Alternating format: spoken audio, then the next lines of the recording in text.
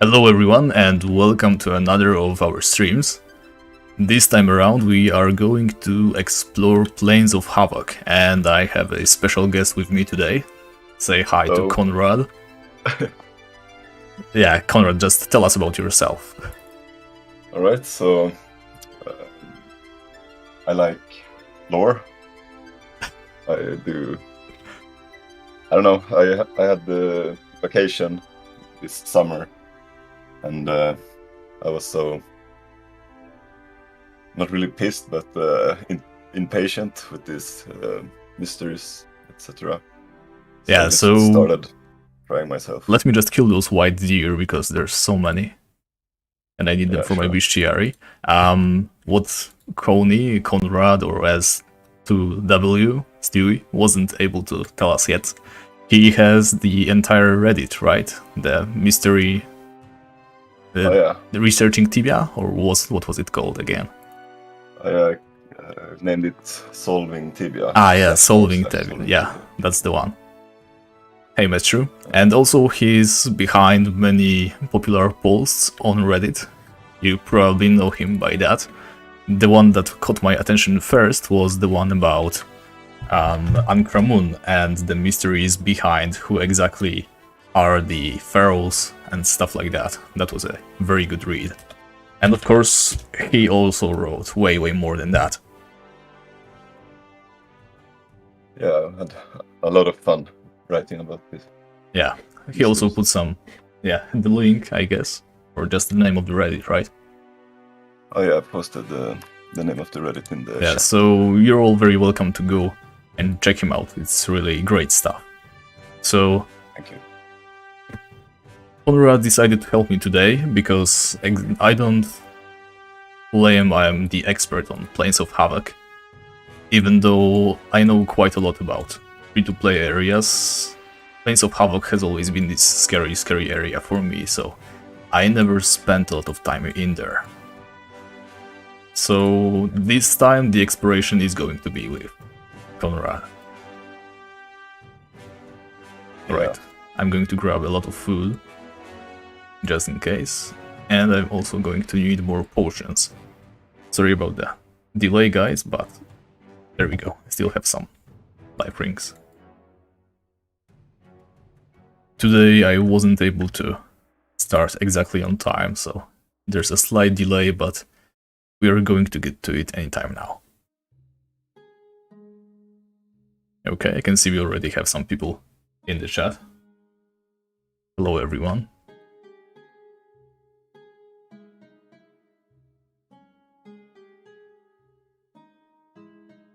Let's see, which way do I go to buy some potions? I think it's this way. I always get lost in Khazad-dûm. Like, I know some basic routes, but I know there's way more to be found in the city. But whenever I go like, okay, I'd like to take a look around, I just end up walking in circles. I've been in, it took me a long while to figure out where to go. Yeah. Khazad-dûm is so important for lore, so you end up going there. I think some guys found a way to get on top of the Colossus, right? There were some keys that were available. Yeah, there were some guys who just hopped on top of those and walked around in there.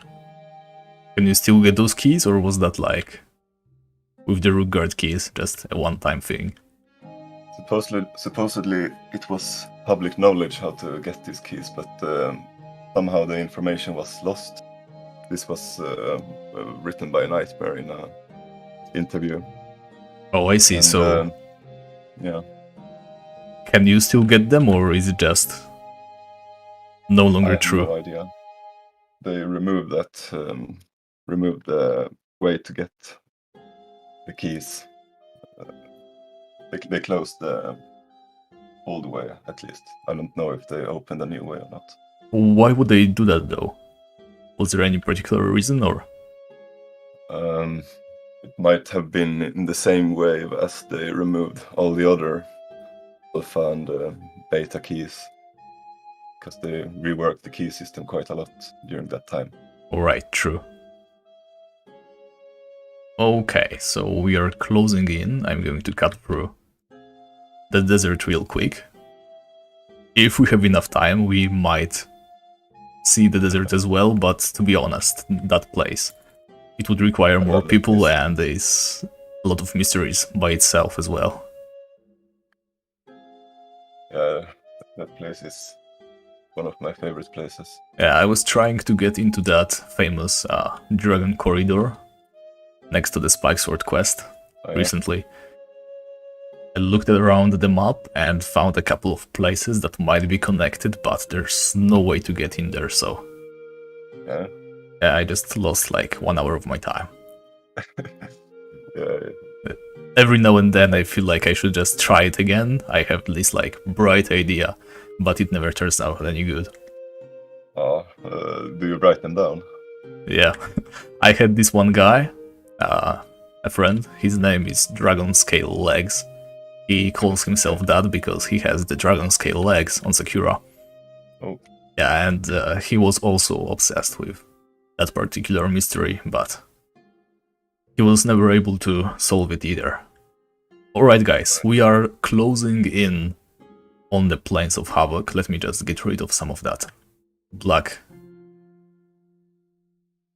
marker on the map. Okay, it's ugly. I missed a spot in there as well. But that should be okay.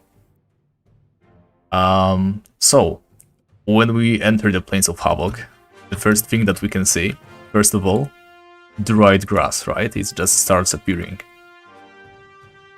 North from there is just mostly grasslands and swamplands, and the first thing that happens is that dried grass, and then we run into minotaurs.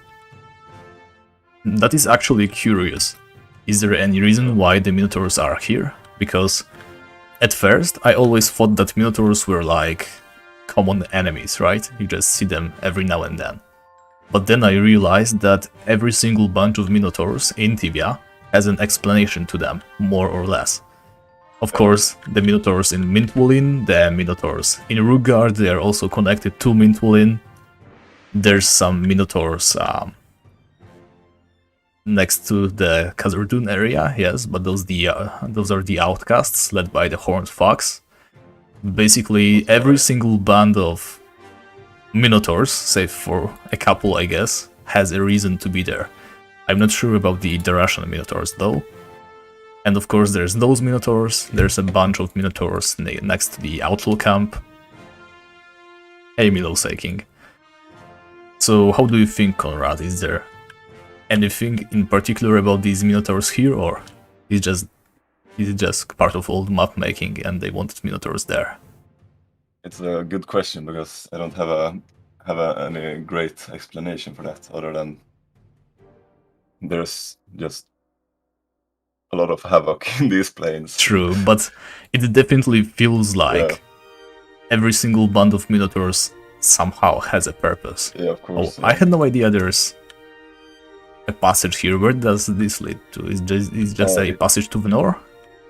It's an old passage to Venor. If you go from the eastern way and try to I see, but you can no longer use this, right? No, it's an old Alright. overground. Let me just cut all this grass, since I have a machete with me. Alright, so this is basically unused then, okay. Yeah. So anyway, what happened in Plains of Havoc exactly, and why are they called the Plains of Havoc? Ooh, That's a tough one, isn't it? It's one of those things that are kind of shrouded in mystery. Yeah. It's what we see is all the people who have been there, but we don't really see. Yeah, there's a lot of remains, there's a lot of monsters, first of all. Those are the Plains of Havoc, but we can be pretty sure that humans didn't win the battle that happened here, because what we see is Cyclops, like some amounts of Minotaurs. They might have been there for the longest time. We have no idea why they went there, but, well, they're definitely allied with the Cyclops, right? Because there's this one cave to the south from here. I'm going to head there right now. There's this entire underground with Cyclops and Minotaurs. Yeah, they definitely allied with a lot of different... Okay, someone was here just a moment ago, it seems. But there we go, there's our first body, isn't it? Just a regular dead human in the middle of Cyclops and Minotaur encampment. There should be 3 bodies there. Should be. Yeah. Stacked on each other. Alright, there is 3 indeed. And all those bodies are empty and for some reason stacked, right? Well, it might be just a mistake by the mappers, I guess. I don't think so. We see... so what do you suggest they stacked the bodies? We see... yeah, we see a very curious parcel in the Modra's lair. Oh, that is true. We are going to get to that later. But, yeah. Epic foreshadowing. Perhaps the bodies of the humans... Well, we have proof, right? That the bodies, many of those bodies, are being put to some use by someone for some reason.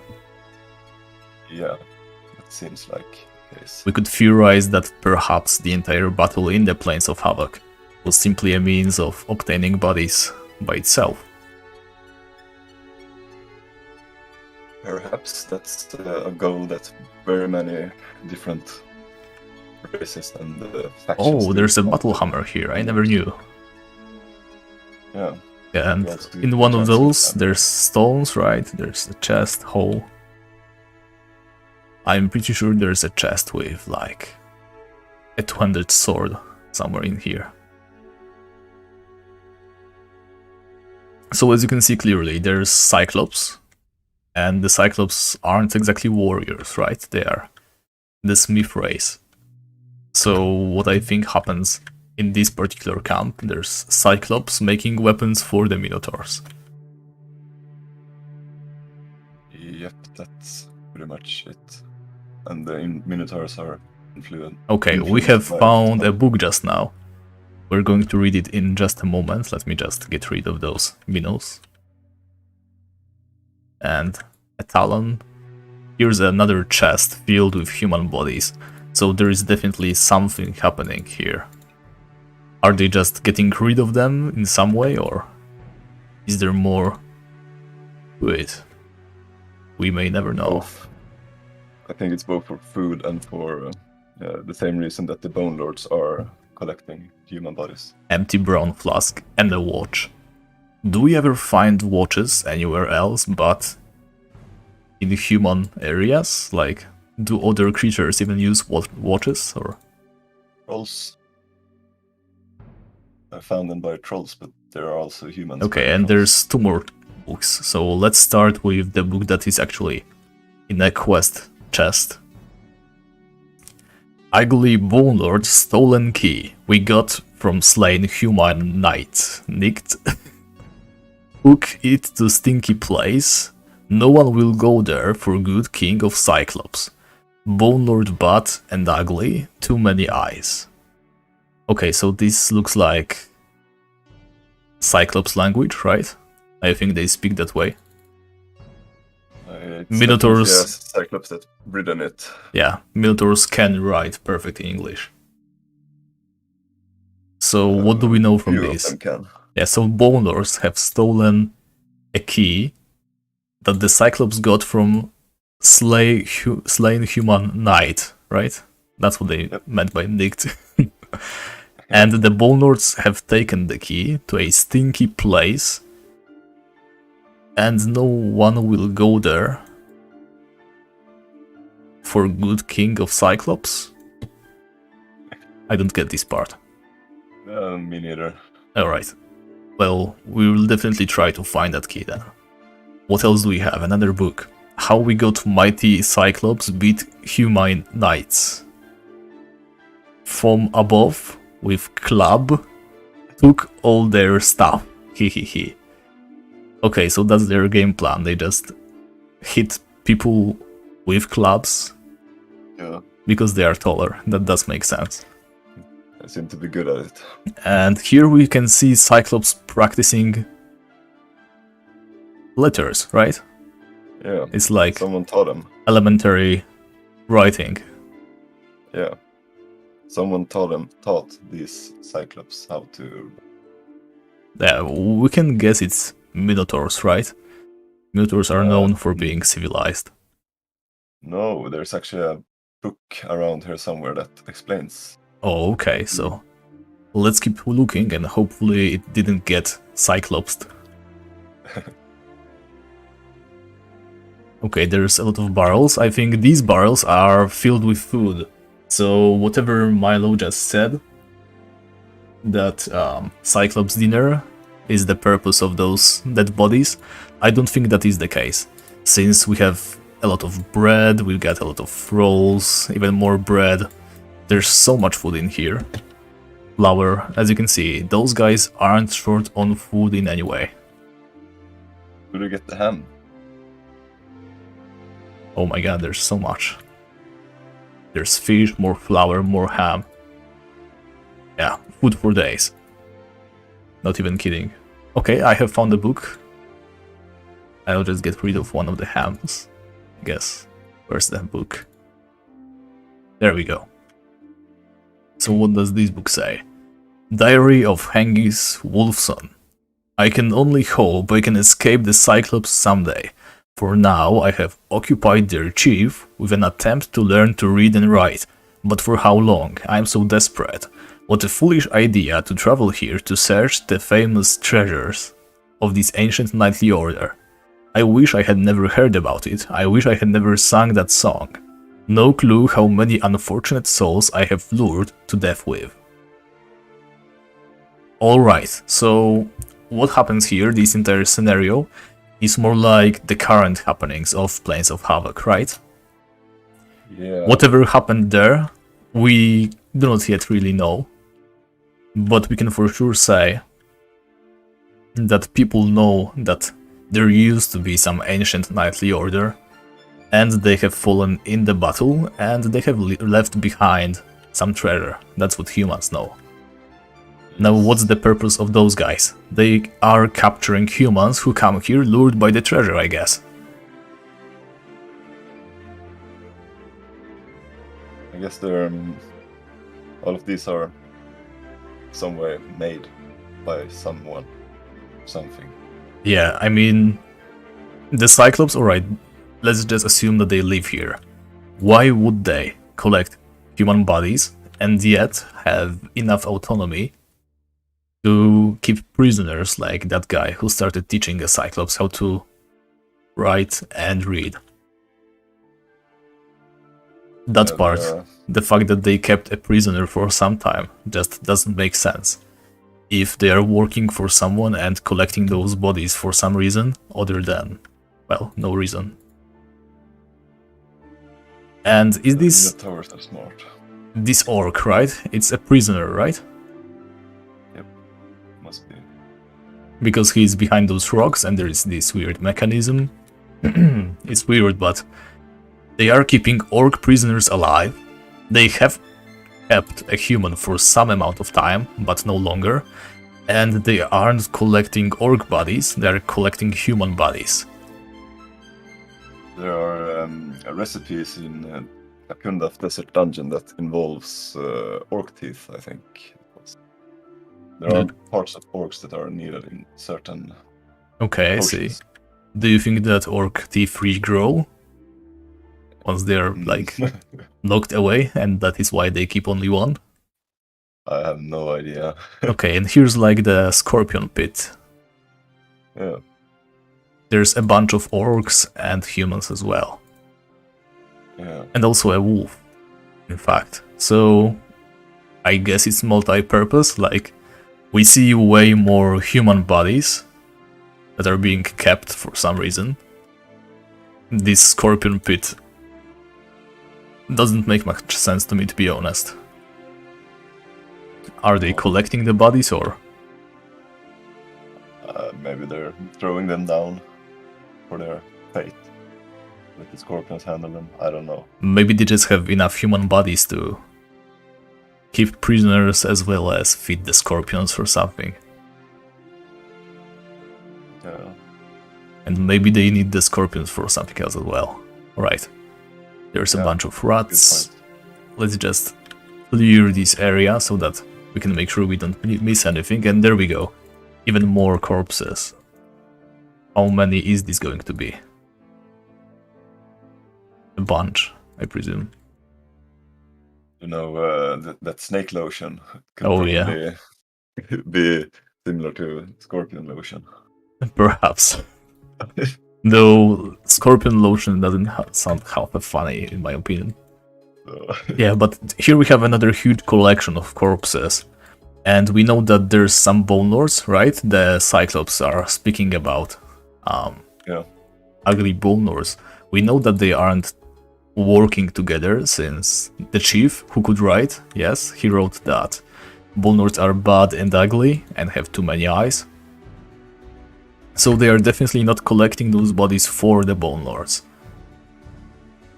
which would be an obvious thing to presume, because we saw in Hellgate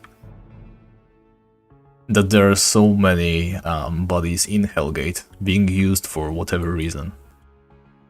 Yeah. Hey Crystal, welcome to the stream. Crystal is the previous world record holder. Sorry, I can't speak if there's too many R's.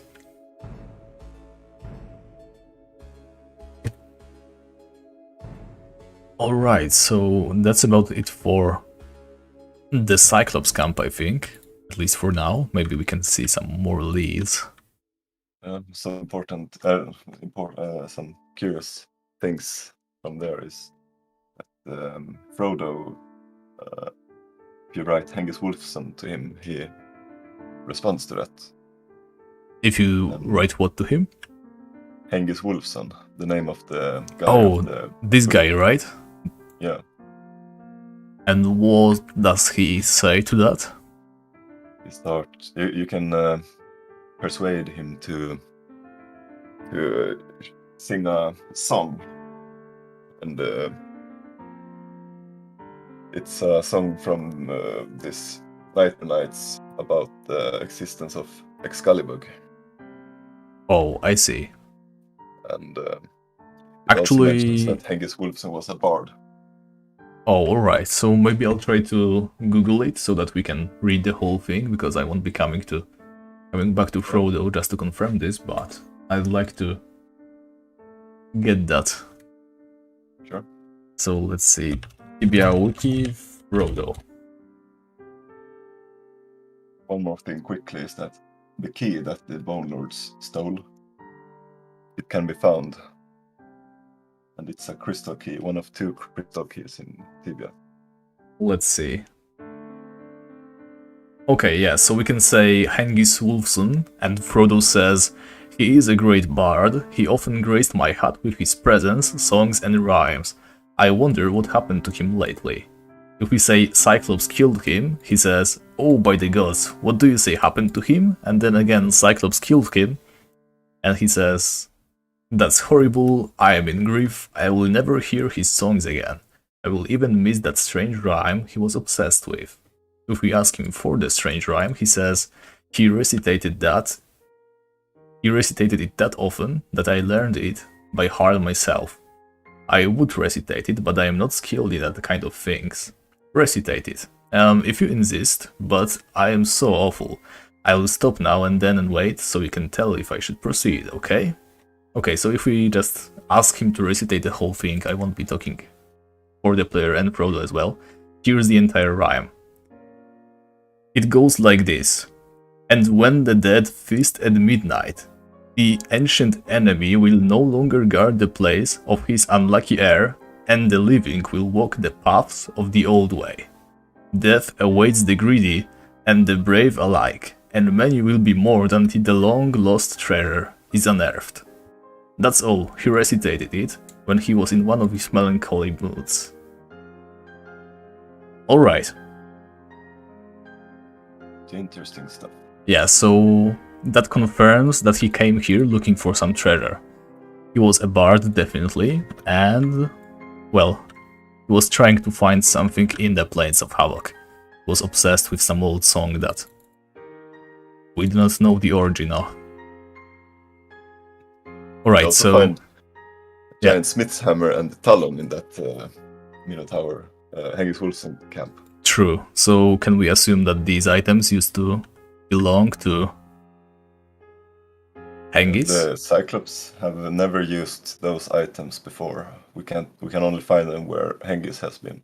So this must be some knowledge that Hengis has shared to them. That's what I can. Yeah, so the talons, at least the talons for sure, are definitely connected to this all. Yeah. Okay, so here's a little hill where we can find the giant spiders you can see. And there are more to come. Plains of Havoc are famously swarming with giant spiders to the extent that they are even able to breed in there, as is suggested by one of the raids. Wow, 2 squirrels with 1 rune. In Losaking brought an interesting question here. Oh, sorry, I wasn't looking at. Oh, I saw it now. It's why Minos though and the giant spiders? Like, why are there Minotaurs and giant spiders in Plains of Havoc? And I really think that the giant spiders are just someone making small spiders big. We see that by Vida when she is bored. Yeah, so we cannot know for sure why the Minotaurs are here, but I don't think that is any of the ancient history, because we know for a fact that Minotaurs for the longest time were underground, hiding away and fighting the demon. So those Minotaurs getting here must be some recent happenings. There is a book that talks about the Minotaurs and their sinister motives, and that there is another force driving them to do what they are doing. So you can kind of tell from that wherever there's Minotaurs, this special person or influence has also been. Yes. As for the giant spiders, I think it is believed that they are all created magically, right? At least originally. Yeah. And we also find a bunch of giant tarantulas. Like, those probably are natural. You can't really tell for sure because, well, there are tarantulas in Tikwanda, right? Yeah. There are 2 ways of mutations happening in the monsters in Tibia. One of them is man-made, and the other one we learn in Liberty Bay from this the Sharded Islands, that anything that grows there goes big, the large. See that all the islands there are hydras and giant spiders, etc. And also that the rum that they plant, the sugar cane for the rum, grows like extremely fast. Yeah, that makes sense. So this house, I do not remember it at all. Is this just some new content? The haunted house. You found a haunted house in the forest near a camp of outlaws. However, even they dare not venture inside. So maybe you can find something of interest in there yet. Interesting. Hopefully Okay, only premium players. That's that's fair. Alright. We're not exploring the haunted house then. Alright, so the giant spiders, right? We know why. There must have been so many magic going on, or maybe someone just decided that they're going to use giant spiders, weaponize them, and whichever side used them wasn't able to control them in the end, and they get out of hand. And now the entire Plains of Havoc is just giant spider breeding grounds. Yeah, there's one more element, and that is the magic web. And we see Pits of Inferno is right there. True, so maybe some of that magic web also has something to do with all the giant spiders. Yeah, I think so. Yeah, so like I said, we have to consider this entire area in like 2 parts. There's the obvious things that we see right away, and those are the current events, such as the Bard searching for something, some treasure, the Cyclops, the Minotaurs. All of that is new stuff. And then there's the ancient history that is hidden sort of beneath, even deeper than anything else. And it has to do with some ancient battle that happened in the Plains of Havoc. Precisely. Alright, so to the east from the encampment, which is right here, there's already skeletons, ghouls, and demon skeletons, so a bunch of undead.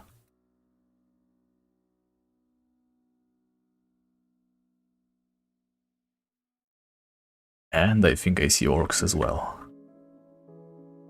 We should be closing up on Ulrak's temple, I think. Yeah, let me see, can we dig this hole? Yeah, we can, alright. We will save it for later though, I'm going to connect them up, yes, there we go. So here in the middle of pretty much nowhere, surrounded by a whole bunch of ghouls, skeletons, and other undead creatures, including one demon skeleton. I feel like sometimes the demon skeletons have a special meaning, especially if they are singular. Well, we have two actually. So forget that, I guess. But we have this weird temple, and when we walk in, you will see that it's actually a protected zone. And here it says on the blackboard, here on the haunted plains of Havoc, the Order of the Nightmare Knights defeated the armies of Goshnar, the king of necromancy. So that is interesting in itself. It says that they defeated the armies, but I thought the Nightmare Knights have all failed. Yeah, they defeated Goshnar, and after that they did not go so well.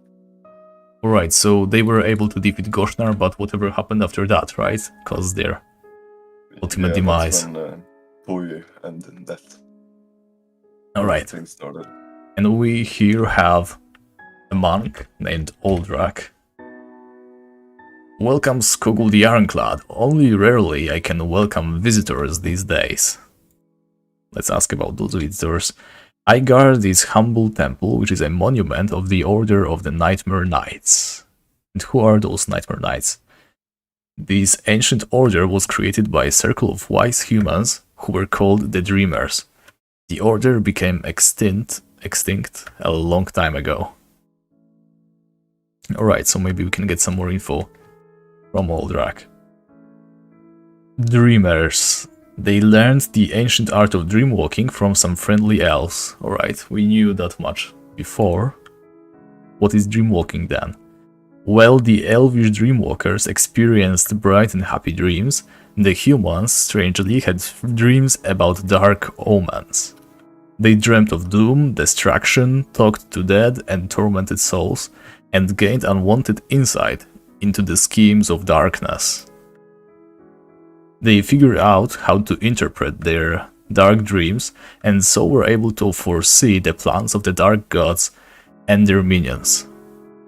Alright, so we knew that much already, right? Not only from Oldrak, but other sources. The Nightmare Knights, they were able to dreamwalk, access the dream well, the dream realm. But I didn't know that is why they decided to create their order, so how did it happen exactly that they learned of dreamwalking?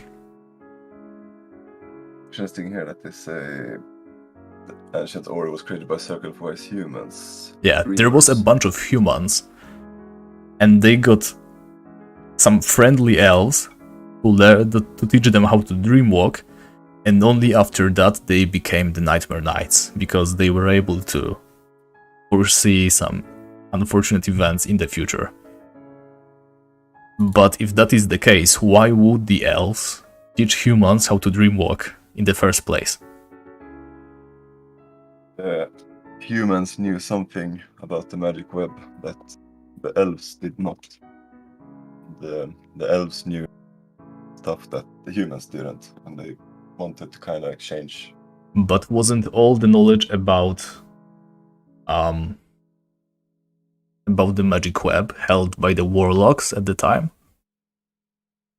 Some knowledge, like teleporting, but the elves knew how to stay in the magic web. Oh, alright, I see. So finally, let's ask about this extinction event. Many died in the battles against evil, some went mad, unable to stand their nightmares any longer. Others were seduced by the powers of darkness. Right, so that's it. They all died in the end. Yeah, I have written in the YouTube chat. There's an Okay. NPC called Loria. Loria says, I heard from a mystic bone of the Lich Lord below the house of Necromant. Bring it to me and you will receive a reward. And if you ask for that reward, she says that she will teach you the ultimate apocalypse spell, right? Am I? Yeah. Yeah, alright. The interesting part here is that there's bones of Lich Lords here, and those emit some dark energies in the Tibia view. Oh, I see. And I go ahead. Yeah, I suspect that that part of why the Nightmare Knights had such bad dreams. Alright, so that makes sense. So here we have one of those strange carvings, but before we go to that, you say that the Nightmare Knights had strange dreams because they were located in this area, right? Yeah. But wasn't it that they moved to this area after they learned to dreamwalk because they foresaw events that would happen here? That I don't know. I think that's what happened, right? They came here because they knew something was going on.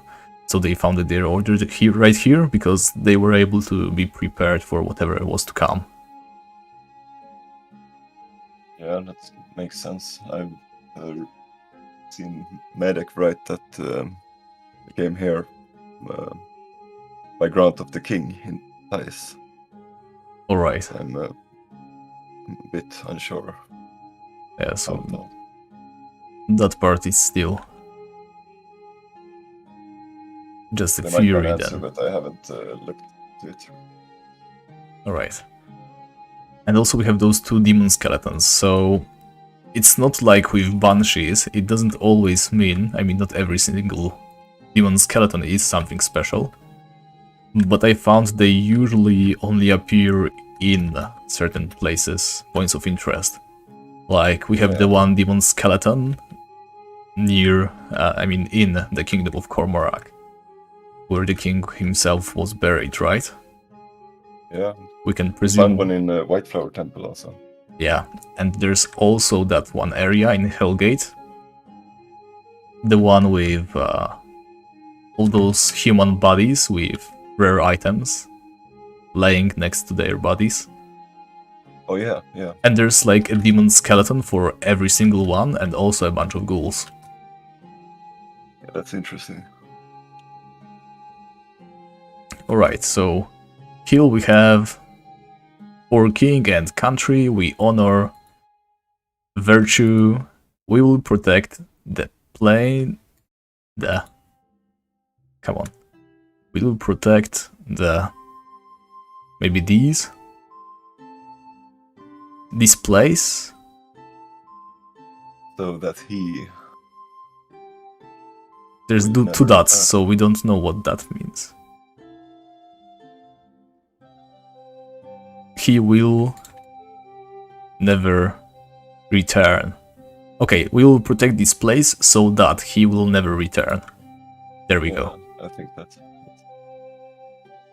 Alright, so I guess this is one of the Nightmare Knights buildings, right? Yeah. So entrance to Dreamers. Yeah, exactly. I don't think I can access it as a free-to-play guy. So let's just look around. We have this little hole in the ground. Oh, there's brown mushrooms in here. Interesting. The best mushrooms. Yeah, just a bunch of rotworms though. I don't think there's anything interesting in this hole. This pile of bones, it's empty. Another skeleton as well.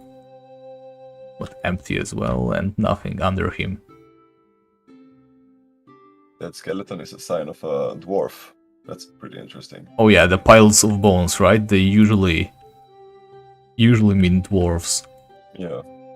And here's some rubbish and ham. Some bones. Oh, there's slimes as well. A whole lot of slimes, in fact. Wow, there's really a lot of slimes, I had no idea. And oddly enough, there's like an underground. Not even swamp, like there's some swamps, but it's mostly just clear water, in fact. Yeah. Where there's water, there's usually life, so slime appears for some reason. Yeah, so the slime, it seems like, is trying to take over. And it's slowly managing to do so. There's the slimy walls, etc. But there's still clear water in here as well, so it either hasn't been going on for very long, or somehow the water resists. Yeah, it could be the other way, that the water is taking over the slime. Oh, it could be, but for whatever reason I cannot imagine, since the Plains of Havoc already look like they do. Yeah. Alright, so some sort of underground spring being slimed. That sounds like some bad prank. Can I even enter the hole? Okay, I can. So here we have more skeletons. Those are obviously fallen humans. There's also ghouls. Like, I heard a theory that all ghouls are undead elves, right? Heard that as well. I'm not entirely sure. There's a very hidden connection, or not hidden anymore, with these life crystals and life rings. We know where the life crystals come from. For some reason, the ghouls go around carrying cloths and these life rings. It's very difficult to tell exactly what they are, but they could for sure be elves. Wasn't there like a pig hole somewhere here? Yeah, to the east. To the east, yeah, I cannot remember really. Somewhere here.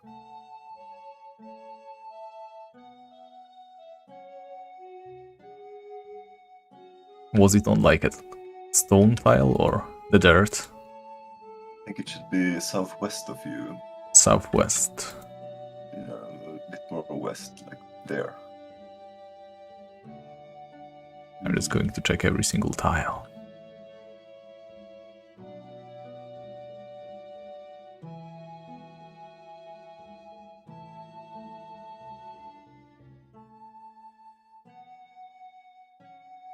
Like here? See if I can find it on Google. Yeah, I didn't come prepared, sorry guys.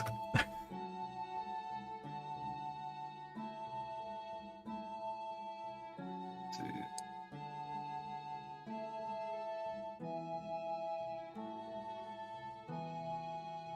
And a link.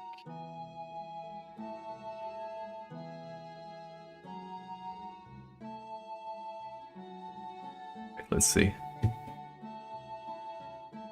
Okay, somewhere here. Like by this wall.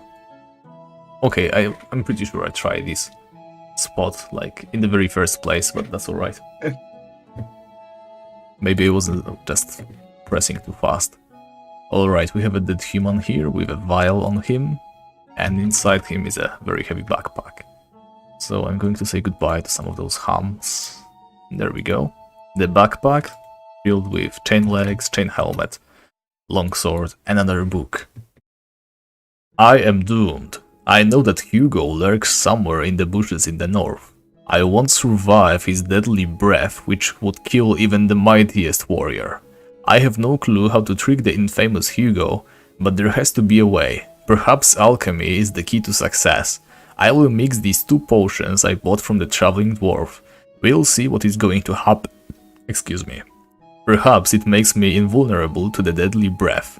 Then the secrets of the Nightmare Nights are at my grasp. Alright, I think I ate all of my carrots. So I'm not sure I should proceed. I think you will be damaged like 100, 200 or so. Or you will be kicked out. Oh, Hugo doesn't like free accounts at all. But basically, in order to pass, you must have a carrot on you. And then Hugo eats the carrots and lets you through. That's actually interesting. Yeah, I think now we have all the pieces to start Paradox Tower quest also. Oh, right. So now we can write Hugo to this old rack. Now we know of the name. Yeah, so let's go back to Oldrak and ask him about Hugo.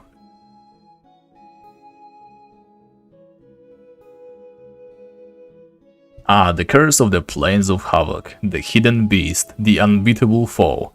I've been living here for years, and I'm sure this is only a myth.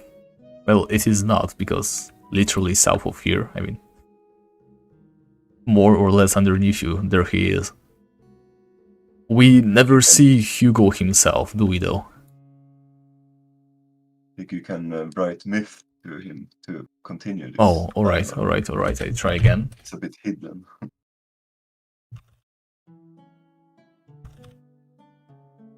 It's interesting because myth is not blued out, so this is... Yeah, it's one of those hidden dialogues that I didn't bother to update or something.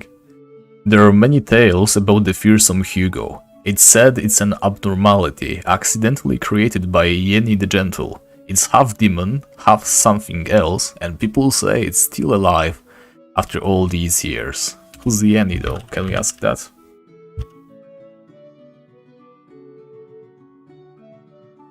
Yeni, known as the Gentle, was one of the most powerful wielders of magic in ancient times. She was known throughout the world for her mercy and kindness.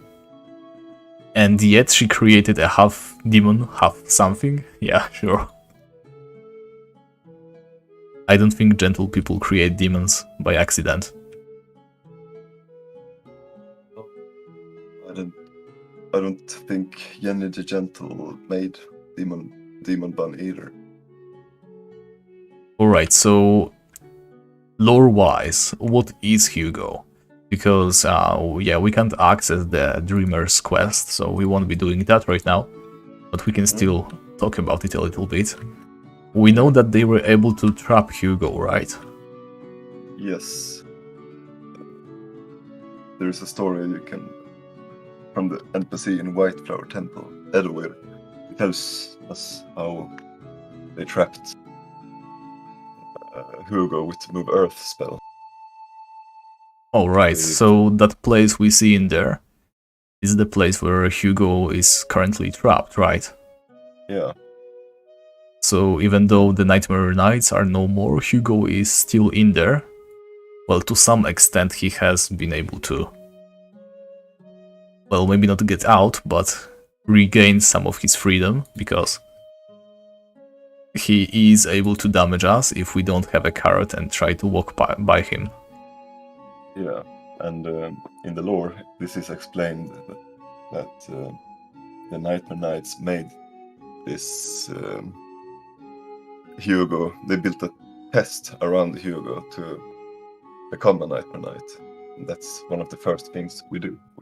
True, you need to know that you need a carrot, which is weird by itself. Like, how is that a test? It's so random. Is there any place where we get a clue about using carrots to appease Hugos? Yes.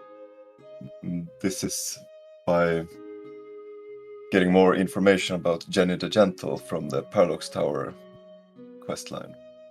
Alright, so... from that we'll learn that Hugo is a bunny. Oh, we do. Alright. I must have missed that part, so... we learned that he's a bunny, and that's why we, I guess, can assume that we're going to need a carrot. Yeah. Make him tame. Mention some tricks. But that means... let's assume that this is the only way to learn the truth about Hugo, right? We need to know that he is a bunny in order to use a card to appease him. Mm. In other words, the Nightmare Knights are somehow related to whoever tells you about him being a bunny, right?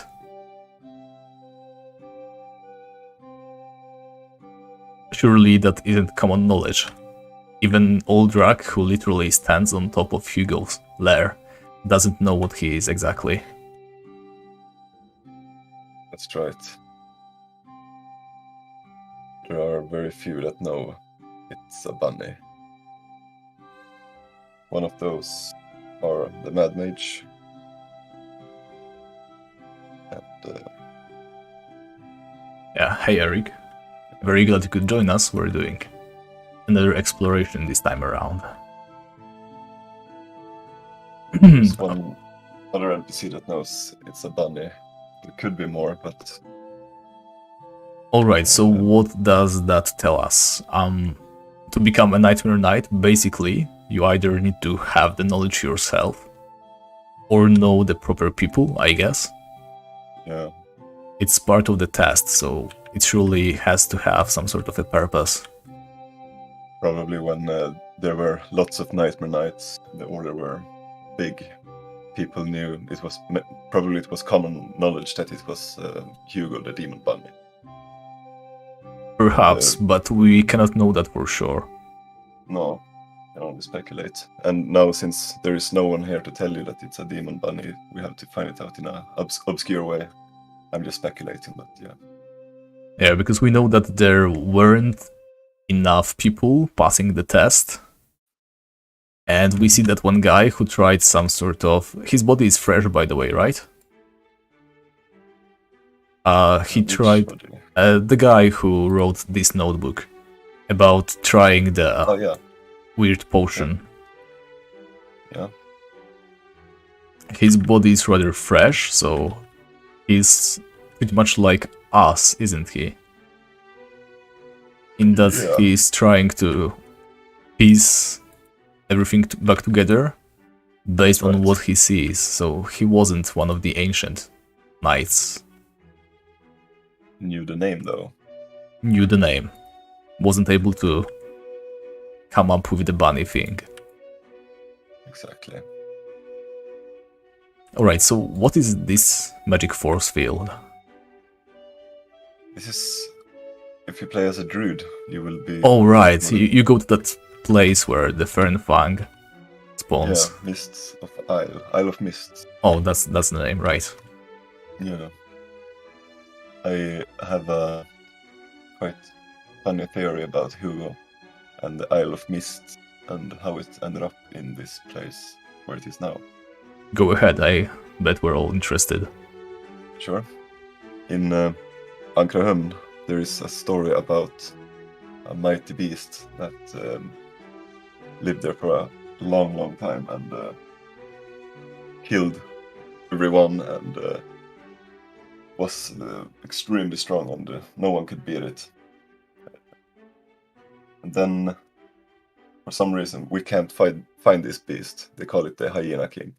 But we cannot find this beast anywhere in present time. But it looks like this beast has swimmed over north to Plains of Havoc. It's a very short swim. And this is where I think the Isle of Mist druids were protecting against, with Fernfang dropping the wooden whistle that summons wolves, protect from something. I think rabbits and wolves are I see. common enemies. And, it's an obscure theory, but I really think it fits. It feels like Slipsoft theory. Alright, that's interesting. So, the king of the hyenas, right?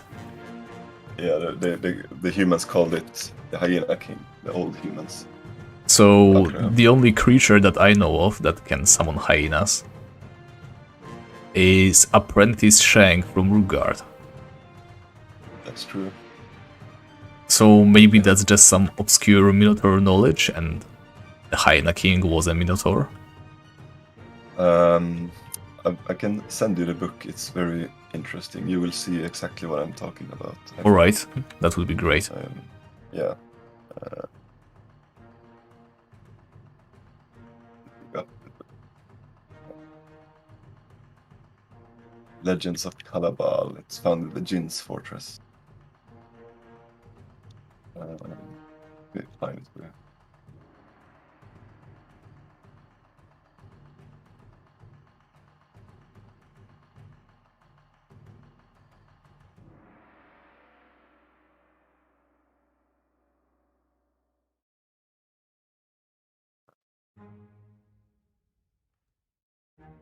Alright, here's the link. So, Legends of the Kalabal 1, the Hyena King. Deep in the heart of the Kalabal, the dreaded Hyena King has its lair. This legendary beast is much larger than any other specimen of its race, surpassing lions and even elephants in size, and it can tear a man apart in seconds with its enormous razor-sharp teeth. What's more, the Hyena King is said to be truly immortal, for it has been sighted time and again by numerous travelers and merchants. Many a caravan is said to have fallen prey to this ferocious beast, and it is widely believed to have amassed untold treasures over the centuries. The legend goes that this beast was once a common hyena that was born in the time when the Jin War was at its peak. Somehow, it had managed to escape the cataclysmic firestorm unleashed by the FEAT during the Battle of Ankramun, and when the slaughter had finally ended, it fed from the bodies of the fallen Jins, consuming large amounts of magical energy in the process. Perhaps these magical energies were responsible for the fateful mutation that turned a common hyena into this frightful beast. Alright, so Hyena King was just a hyena in that case. The legend, that's what the legend suggests.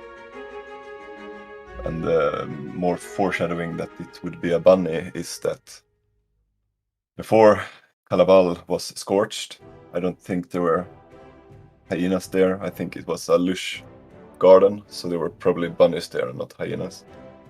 Also, we see some foreshadowing with the Carrot of Doom and books about how evil rabbits are. So this we see in Rookgard that is very afraid of rabbits. Alright. Sort of foreshadowing that way, but there's never confirmed anywhere. Okay, just speculation then. Yeah. Pup, asking, Luria was once part of a quest to learn the ultimate explosion spell before Aegeron was created. Yes, but still, the part where she says about the ancient lich, it has been kept. So I suppose that dialogue simply has some larger meaning, right? They would just cut the dialogue if it was no longer necessary. Exactly, that's what I take from it as well. The dialogue is the interesting part. And John Doe asking, what items am I trying to get next? Well, next up are the steel boots, dwarven armor, dwarven helmet, and the war axe. It's going to take a while. And I am going to try a premium challenge, but not anytime soon. I have too many ongoing challenges and not enough time. Alright, back to the exploration then. What is this wheeled stone formation then? It's a good question. There's a pool of blood right now, but it was said when I looked at it that... Can we find it? Yeah. You see a stone tile, it seems to be a switch. It looks to be similar to how the Dreamers, the Dream machine work, the magic web, where opposing forces are used to trigger something to teleport. The knowledge that the Nightmare Knights had, and the same knowledge that the elves wanted from the humans about dreams. Alright. Can we ever hope to make use of that, or? Oh, it's difficult to know. I've had some theory that it could be possible to redirect the teleporter that goes to Mist Isle somehow, those tiles. It could also be connected to the tile in Yakunda Desert Dungeon by Adrenius. Oh, right. It's difficult to know. Yeah, it says that it is a switch, so there is definitely a way to somehow switch it, right? Yeah. And in the Yakunda Desert Dungeon we find a book that talks about these switches, and it also mentions that there are very few Tibians that know how to create these switches. So just standing on it isn't enough, right? Yeah, some switches can be triggered other ways, so it's difficult to know. Or maybe it is enough and there is just... Yeah, perhaps. The thing that it affects is simply far enough that we can never tell for sure. Yeah. Alright, what do we have here? There's some wolves. The same book about switches also tells us that there are different ways to realize or activate such switches. But most commonly it's used with hydraulic pressure, and I think they mean weight that you stand on it. But there are other ways. I see. Alright, so here's the edge. And the ocean again.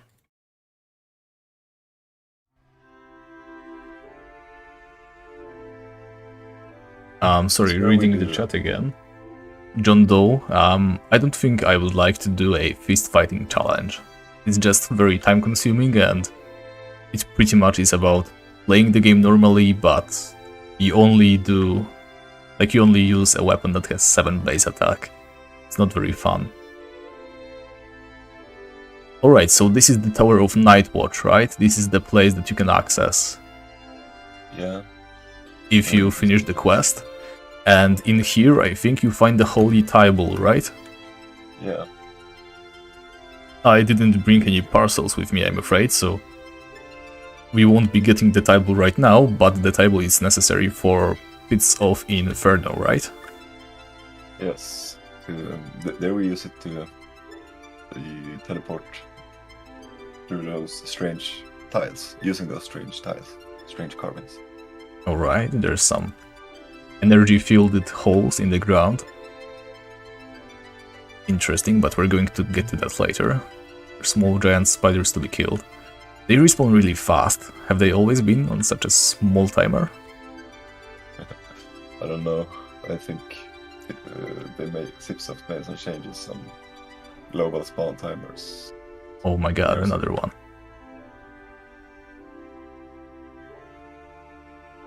And another one. That's fun.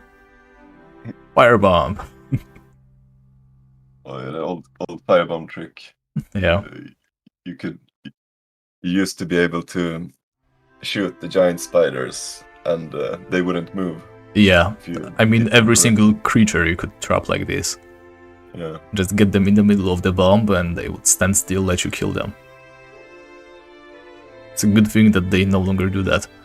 Well, in any case, there was a bunch of elves right here. Any idea why they might be here? And they're hostile elves, no less. Yeah. I don't know if I said that on the stream anytime, but the only hostile elves that you find are the ones in Shadowthorn. So these are the mud elves that are being controlled by the holy bug god. So they have a reason to be hostile. There's those in Elvenbane, right? Those are some shifty elves, so they have a right to be hostile as well. Then there's the elves that spawn if you hunt white deer, and it is natural that they would become hostile if you kill their holy creatures. And other than that, there's also the Hellgate Elves, right? Some of the Hellgate Elves, the Repenters, they are not hostile, and there's also some elves who are hostile, and the only clue as to why is that mushroom garden that they have. Yeah. It's true. since we have theorized that the elves, I mean not only elves, but many different creatures, can become hostile, even though they are an intelligent race, if they're being fed some sort of mushroom, or maybe a mushroom potion, such as a mushroom ale. Yeah, I think so too. Yeah, in any case, that's enough of a tangent, I think.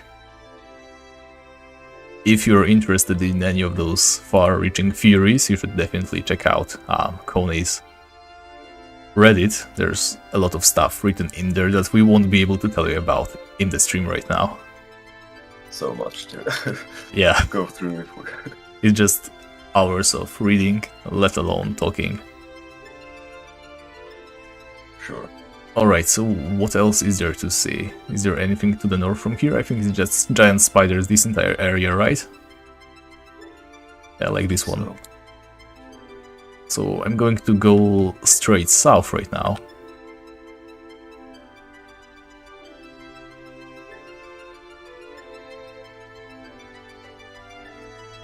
Dark Cathedral should be west. Yeah. So what is these? Some weird stones. Ooh, that's where we exit when we take a very special shortcut from the Modras. Oh, alright. So we'll get to that in a moment. Now let's go to the other side of the river if we can. Wait. There's this building, I forgot about that part. Wonder how they damaged that teleporter and if we can fix it somehow. Oh, right. Because we do not even know how teleporters are made in the first place. Yeah. Q.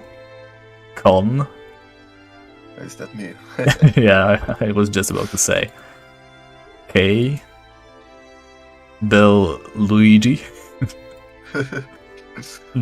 Donona. And or Luddy Mer Aya. A lot of names that some of them maybe we could try to decipher, but are any of those important at all? Or are we just trying to get the point across? This is I don't know actually. Yeah, it's just an old graveyard, okay? Moo! See. Okay. I haven't really put time into trying to figure out if any of those are found in any books or NPC transcripts. It's a lot. Oh, we have a lord. That's nice. There. That's me. GRMO. Hello, Z. What's interesting about this area is there's a bunch of holes in the ground, and most of them have energy fields on them.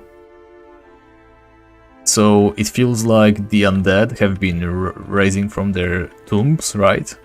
Through these loose stone piles, and someone has secured them with the energy fields so that they stop coming out.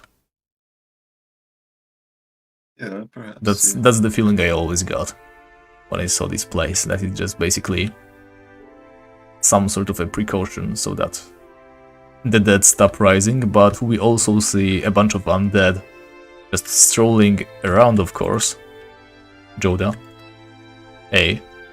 And we also have some stone piles that aren't protected by the energy fields, so we can guess that whoever was minding to the graveyard is no longer doing so, because we have so many undeads and stone piles that aren't being protected by the energy fields. Yeah, sounds great. Heaven Blossoms, yeah, some sort of mausoleum right here. Nice, mana potion. Alright, and there was one more loose pile that I wanted to check. Yeah, this one is also not protected, and there we go. It leads to a graveyard. Oh, I guess. Yeah, so we are straight below the graveyard, right? So all these graves, as you can see, there are no coffins beneath them. It's just a mass burial, and it seems that every single person who was buried here has risen from the dead. Well, most of them at least. And of course we have demon skeletons as well. So some of them must have, well, must have had something special about them.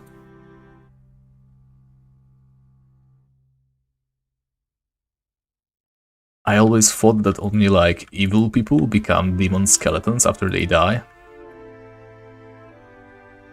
That could be the case. Yeah, but it seems just too simple in my opinion. Like, we see demon skeletons in many different places. For example, in Mount Sternum, there's this one guy, the dead body, holding a book on how to summon demons by Dago. Yeah. And next to him is a demon skeleton that presumably killed him. So the guy was trying to summon a demon, but was only able to get a demon skeleton. So perhaps you get a demon skeleton if you're trying to summon a demon and for some reason fail. I think it sounds great because if you're because to summon a demon you need a lot of anger and fear. So if you fail and don't provide enough anger and fear, then you only get a demon skeleton or a fire devil. Yeah, I don't think any of those bodies have anything in them, do they? I have never tried. I have no idea actually. Yeah, so as you can see, if we exit through any of these holes, these are the ones, right? Protected by the energy fields.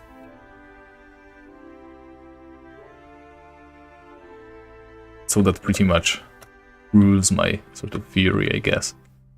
Not 100%, but it's a good clue. Yeah, definitely. Any way to get into this house? Yes, you can get in from the graveyard, I think, or from.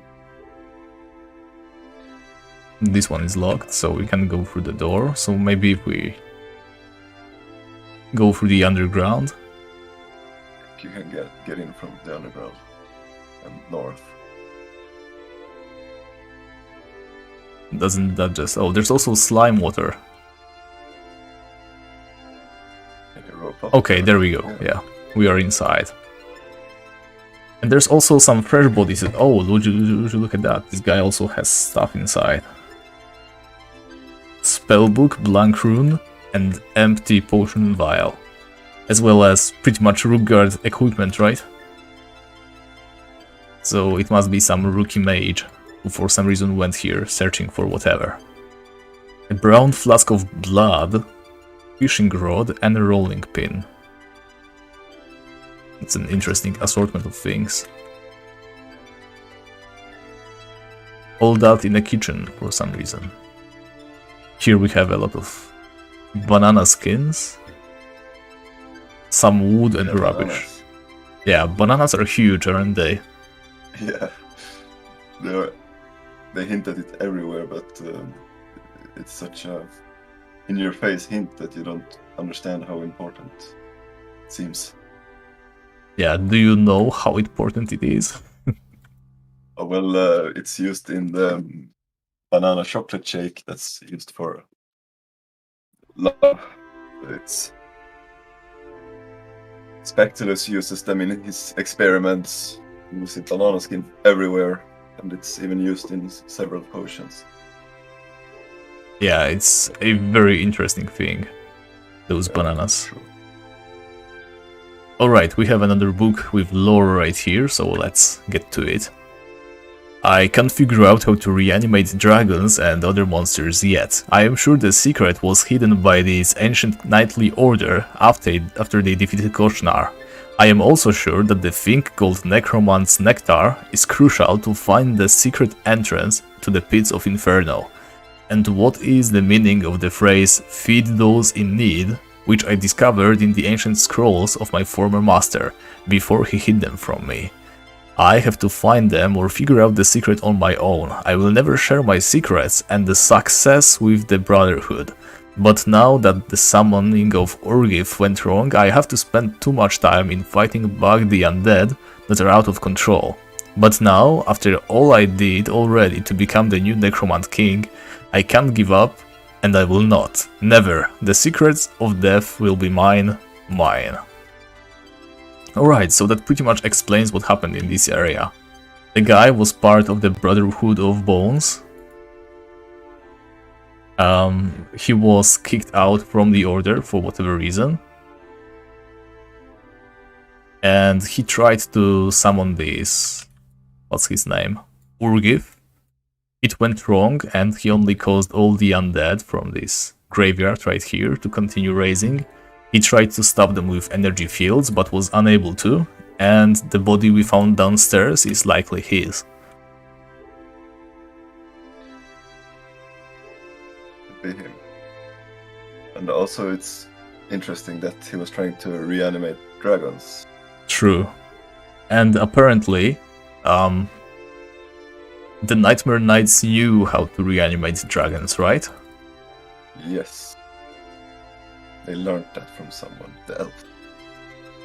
Likely so, through the power of dreamwalking, because I didn't see the Nightmare Knights using any other kind of magic. It ties into this theory that the elves, they shape things in their dreams, and were able to form dragons. Right, because you suggested that there was this caste of elves, right? The ones who were able to use the dream walking, because not every single elf can do that. Yeah. And they were so sophisticated with their dream walking that they were able to manipulate their unborn children into whatever form they wanted. Yeah, that's why I think eggshells are important as well. Alright. We see them everywhere where there have been these mages. Eggshells? Do we even have eggshells in the game? No, but we have eggs. Right. And eggshells are like remnants of the summoned things, I guess, I'd assume. Yeah, the only eggshell that I can think of is the Rourke hatched eggs. Yeah. I saw the eggshells from this Tibia mystery article, Night Full of Mysteries. Their Spectulus talks about his eggshells that lies everywhere. Alright. So, yeah. Lots of these things. Yeah, there's a lot of references, that's true. On the blackboard we can see that the guy made a to-do list for himself. 1. Discover secret of Necromant's Nectar. Reanimate dragon. Discover secret entrance to the Nightmare Pits. Exterminate the ghouls in the garden. Kill Muriel. Muriel is the wizard trainer in Ties, right? Yeah. That's interesting. So we don't know who this guy is, but he has some connection to the Mages Guild. Yeah. Alright, let's see what kind of books he had. Self-Made Skeletons by B.H. How to Manipulate Runes by Muriel. So that was definitely stolen from the Ties library. Or Muriel has been here. Oh yeah, that is also probable. 1000 Alchemical Uses of Urine by Yorin. How funny. Yeah. That book is really important for another mystery. And Stylish Wizard Robes by Sun. Another mystery, you say? Yeah, this Yorin. Yeah. You can tie it to the Humgolf, the mushroom, no, the rotworm trading dwarf in Kasordon. There's a connection there. What kind of connection? If you try to buy a rotworm from Humgolf, Yeah. it tells you that you need a special artist license. Yeah, you either have to have a license for using them or an artist's license for special uses. Exactly. And he also tells us that he once sold a white worm to two guys. One of those names I have not seen anywhere, and the other one called himself Yor. Y-O-R. Yor, yeah. Yes.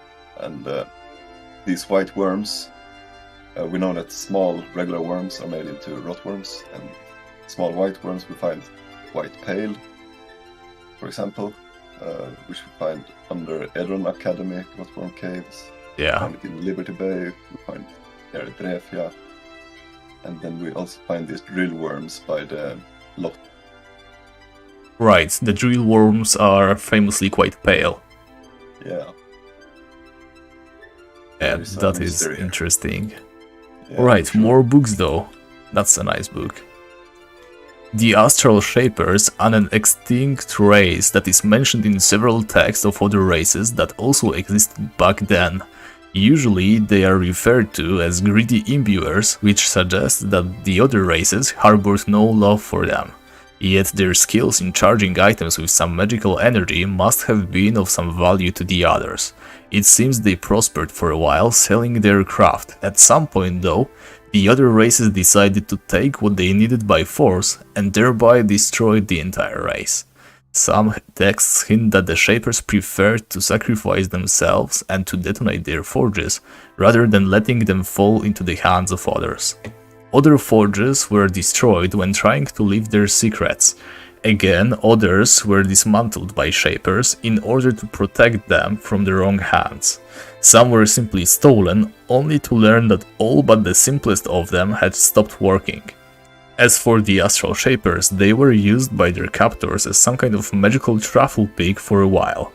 However, since their spirit was broken, the race as such perished and eventually died out. Oh, this sounds like Bone Lords. The Bone Lords, however, did not die out, did they? And it also tells us of imbuements, right? So Yep. the book is different, so it might be new content actually related to that imbuement update. I think it's related to Opticorin Sphere. Oh, it might be as well. Alright, next book then. The Undead by Unknown. How to Conjure a Lag by CIP. Yes. The Ruthless 7 by Unknown. This confusing text seems to describe the demonic rulers of a place called Pits of Inferno. Get a name. Yeah. Death, an Improved Form of Life by Anonymous. The Dragons by Sligor. Famous Necromancers by Muriel. Fun with Runes by an Unknown Jester. Bozo, perhaps. Yeah, I was thinking that exactly. The Magic of the Ghouls by Paramore. Spells above MAG 30 by Lord Braggart. Power of the Ghouls. Yeah. We Let's have go back. these Elves. We have this small elf connection here. True, because Elves, right? Paramore is kind of an elvish name, right? I was more thinking that we know that the elves has been here in Plains of Havoc, True. and they were researching these things. Yeah, The Secrets of Free Magic by Muriel, of course, and Magic of Nature by Marvik. That's a Minotaur name, isn't it? Yeah, that's right. I recognize that. Is there a Marvik in Tibia, actually? I feel like... There's a Marvik with single V. That's the druid of. Oh no, yeah, that type. is the Thais druid, alright. Yeah. That's interesting though, because... Yeah, that was distinctly... Minotaur-like name. I never noticed that before. Yeah. Might be a mistake though, or just coincidence, I guess. Flower Power by Cypre. Definitely seems to be something with flowers as well. Yeah, Strange Things Can Happen by Magicus. How to Create Spellbooks by Muriel. It's been muraled 3 times now, I think. What runes are made of by Muriel? That has to be like 5 books by Muriel already. Yeah. So the question is, did this guy have a connection to Muriel, or is he like, all my books are written by him and definitely something here. Yeah, maybe he's just obsessed for some reason. Tales from the Crypt by an unknown necromancer. Vivisection made easy by unknown. Demons Book 1. Demons Book 2. Secrets of Zafroth, the Forbidden Book. Exclamation mark. Interesting, interesting. Alright, and here we have chests with empty potions, empty vials. The guy was trying to come up with this necromancer lotion. Necromance nectar, I mean. Okay, and there's... Vials are all very close to the teleporter. Yeah, to the pits, enter at your own risk, etc.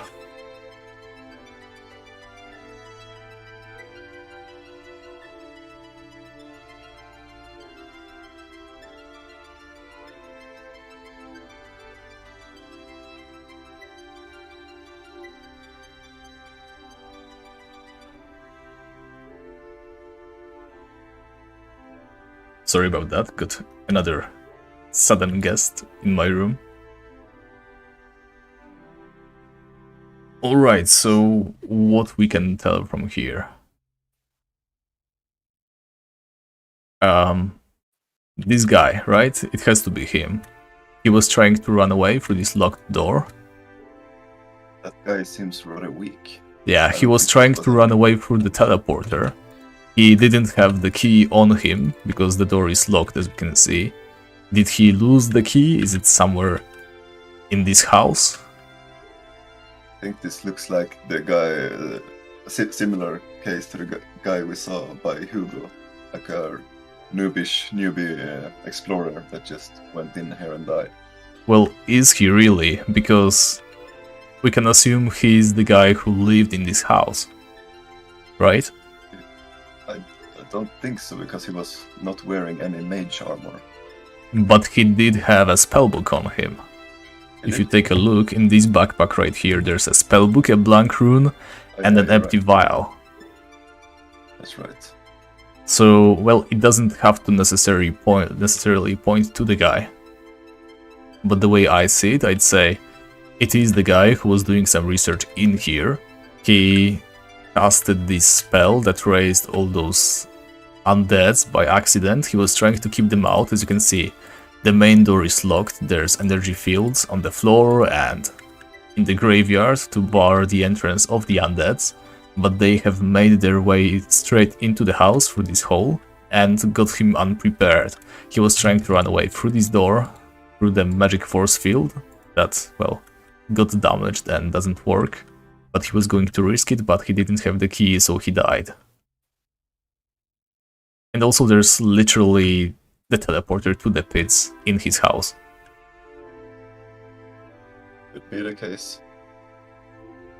They have to let in my cat here, the elves. Alright.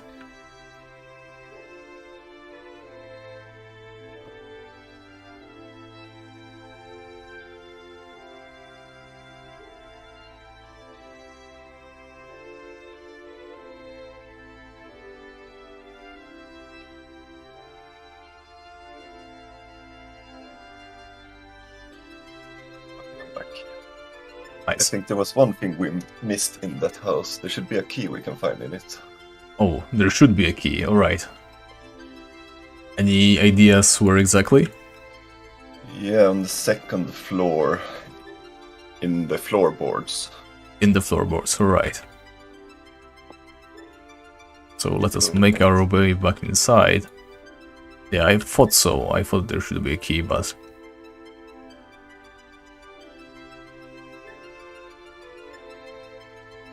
Also, there's another fresh body right here, but this one is empty, so we can assume it's just... Oh, I can hear the cat, alright. Yeah, he's very talkative. Yeah, I like talkative cats. Which floorboard, though? In the southern room. The southern room, Under alright. a chest. Wait. Under the chest. Yeah, there is the silver key. Which door does it open? I think it's this door. Right, and the teleporter. Does it lead anywhere? Yeah, let's go. Okay, so this is sort of the dream realm, isn't it? Yeah. Alright, that's scary. And it's... Oh, that's interesting. Very interesting. And that's human right here. And it has a backpack. Someone went here. Let's ham, I guess. What do we have in the backpack? An iron helmet. This is Useless stuff. But, death rune. yeah, the sudden death rune is actually quite interesting. And we found the book that Muriel had wrote that was fun with runes. I think it was Muriel. Right. And there's a letter. Dear Muriel, my apprentice behaves strangely lately. I fear he has something evil in his mind. He must have stolen the books about necromancy you were missing after our last visit, but I have no proof yet. Thank the gods he does not know about the Fountain of Life and the caves of the Inferno yet. I will send Lyra to town in some days. I think she's in danger if I am right about Porgal. Your friend RCM. Alright, so my apprentice, that refers to Porgal, right? Yeah. Lyra is this that girl right here? Who was supposed to deliver the letter, I guess? Is that the dead girl sprite? Yes. Well, If you try to drag it, how does it look like? oh, it's a male actually, you're right. Yeah. So it has to be RCM then, right? Yeah, probably. Because he has a sudden yeah. death rune, not just anybody has these runes on them. Longsword, leather armor. Right. It's been delivered. True, so... That is quite a mystery. Yeah, it's pretty odd. Let's think. So we have two dead mages in that area. One has walked through the teleporter and for some reason died straight after. Yeah. We have the dead mage in the house as well. The way I see it, I think the mage in the house is this apprentice who has stolen Muriel's books. This guy who died here is probably someone who went into the house to investigate. No, that doesn't make sense, because he would have the key, wouldn't he? He would. So, since he has a sudden death rune, perhaps this guy came here just to check on the apprentice. So who died first? I think... This guy must have had the key, though. Yeah, I mean, I think it is safe to assume that the guy with the letter died first. He went to check on the apprentice, because he was behaving strangely, right? And the apprentice, in some way, maybe he used the teleporter, or maybe he damaged the teleporter himself to dispose of the guy. Yeah, that could be. It's just speculation, though. Yeah. I know that there are some. There are lots of NPCs that talk about Muriel. I mean, Muriel is kind of a big deal, isn't he? Yeah. Even if we look just at the surface, he's... Hello, cat. He's the leader of the mages. Yeah, he's a very powerful mage. He's mastered a lot. David is asking, is Porgal a ghost in Khazad-dûm? Ghost speaks about his master's treasure. You mean the Riddler? Yeah. I mean, it's not It's not impossible. So is Muriel and Arcian somehow connected to... Wait, let's read the letter again, I forgot. She's in danger if I am right about Porgal. Porgal. So who was Lyra? And why would she be in danger? Because of this apprentice who have stolen books on necromancy. Yeah. Wait, what? Water balls and sharks? What is this all about? I haven't seen that. There's literally a shark surrounded by balls.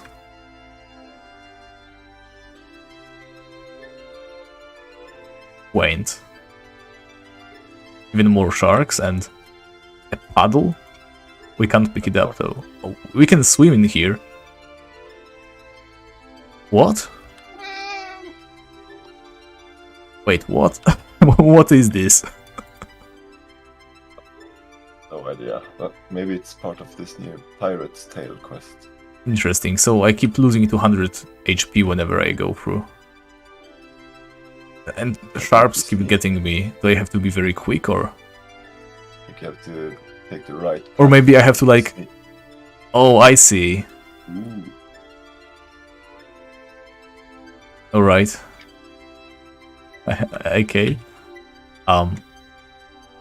So when he goes underwater, I think that's when you have to dodge? No. What the hell? I'm just trying to brute force my way somewhere, but where do we even want to go? There's like a barrel in there, I think. Right? Or maybe, just maybe, those water balls are placed here because they are the correct way, which we should go.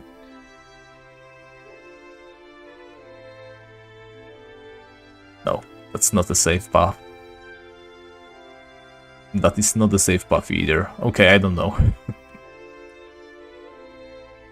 Okay, Pirate Tales quest, they say.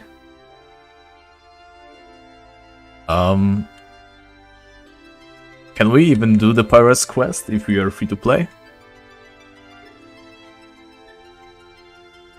No idea. Check on wiki.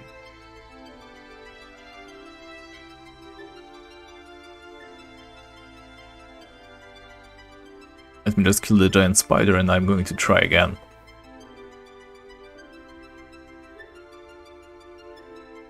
I made premium. Okay, so that is not the way, for sure. And we died, okay. And we died again.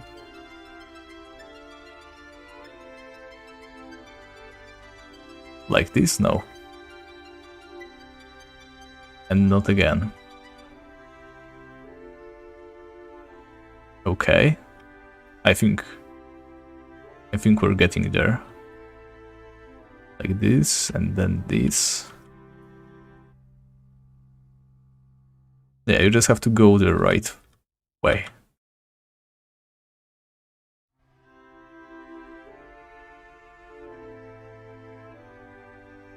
Hopefully the shark doesn't get us.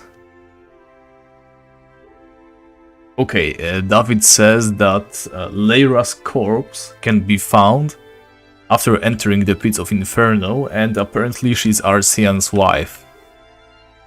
Very interesting. Wow, a bag of smuggled goods. Can we teleport? Nice, thank you. Okay, here we have another slime. And here's...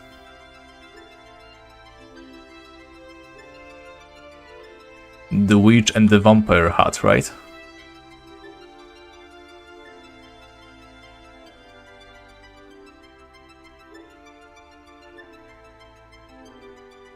Interestingly enough, this is the only vampire that you can find when you're a free-to-play character. Know that. It's also out in the sun. Well, it spawns in the hut, right? It can run out though.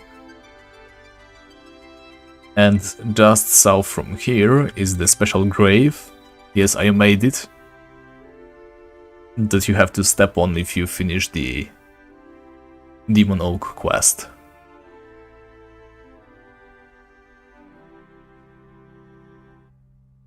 Right. So let's get rid of this black patch on the map.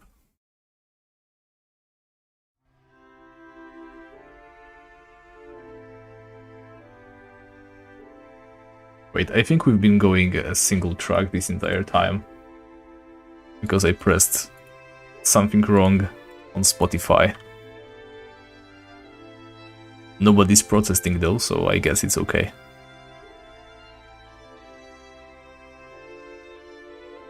Alright, so let's get rid of this black patch on the map. Nothing special here, just more tarantulas. And then I'm going to walk back to the Demon Oak, so that we can see what that is all about.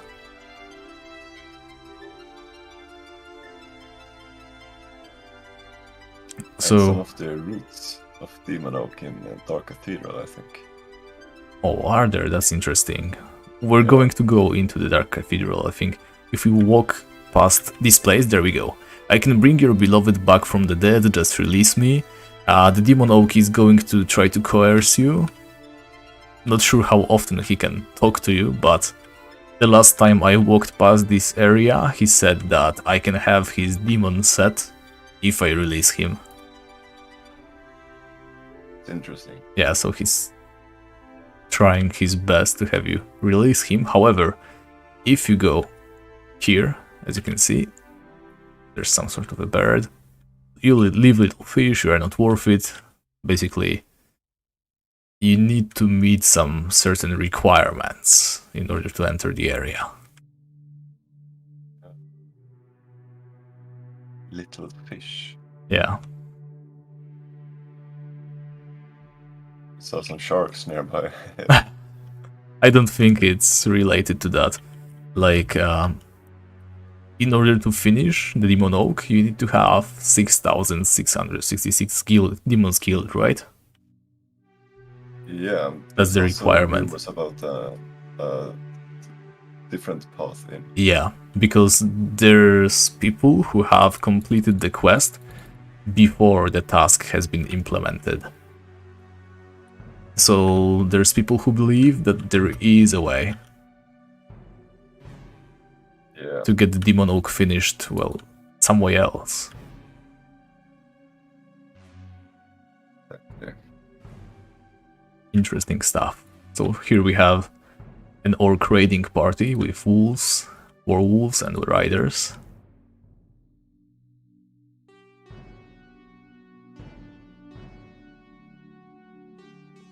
Nice shot. Abid, is it possible? Do you happen to know what the contents of Lyra's corpse contain? Would be interesting to see. Actually, maybe I can try to Google her then. Lyra. There is something, yeah. The Wikipedia page says Lyra was the wife of Arcian and committed suicide after finding out her husband's apprentice Porgul had killed him. You can find her corpse just after entering Pits of Inferno. It contains her diary and some clothing. Okay, so Wikipedia pretty much... Well, it is fan-made, right? But whoever wrote this article claims that the apprentice is the dead body in the house, and his name was Porgul, and Arcian is the body with the letter and the sudden death rune, which is weird, because why would he have a stamped letter on him that he himself sent? Well, never mind, but let's take a look at Lyra's diary then. It says, "All is lost. Porgul assassinated my beloved husband. I could flee him here using my secret knowledge of the entrance. The lever is crusted with rust and does not work. But if I return, Porgul's undead will rip me into pieces. May the gods forgive me what I will do now. At least I will be reunited with Arcean soon. Alright. It's interesting. Yeah.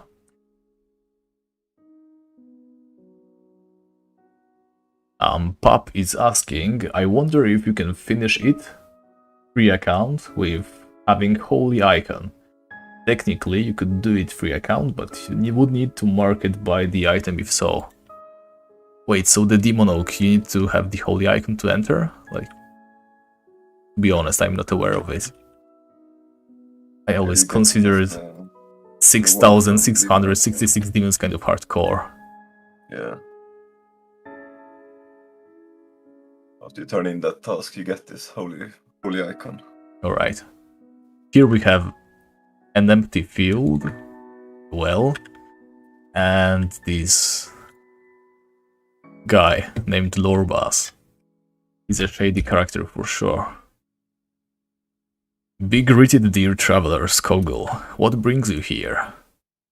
I am just a humble monk and responsible for maintaining this little outpost that is left over from our grand order.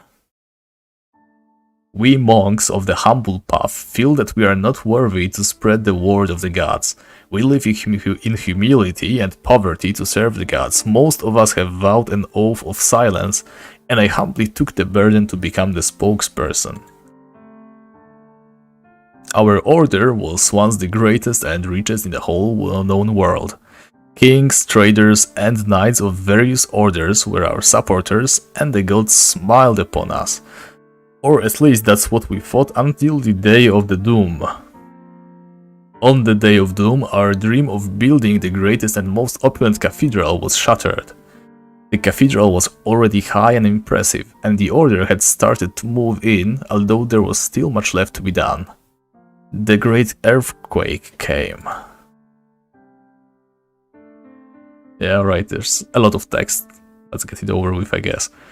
What was once planned as the most impressive cathedral of all times lies now in ruins. All that the earthquake has left over is a heap of rubble. The ruins are cursed now, and everybody who dares to go there will draw the ire of heaven on himself. All those that travel there are infested with bad luck. But only few have returned from this treacherous ground. Noxious fumes are killing intruders almost unnoticed. Crumbling structures might kill you instantly. Those who survive the dangers of nature will face the soul-eating ghosts of those who have died in the catastrophe. It's not worth to go there. There are no riches or treasures left in the ruins. The gold of our order melted away in funding the cathedral's construction. I urge you to stay away from the cursed ground and the ruins. For the safety of your body and your soul, keep away from there. Some say the earthquake was just the unstable ground of volcanic activity. Some even claim it was the work of demons, but we know it was the will of the gods to punish our vanity. In our vanity, we thought that we could impress the gods with our money and show piety by building them a monument. And we were wrong, and the gods punished us by sending the worst earthquake that mankind has seen. Its ground motions could still be felt in ties, and as the dust settled, only little remained of that we had built. Most members of our order were dead, others turned mad or lost faith. We are all that is left for our glorious order. I am not worthy to speak about the gods. This ties is far, and we have little contact with the kingdom's capital. Alright. So,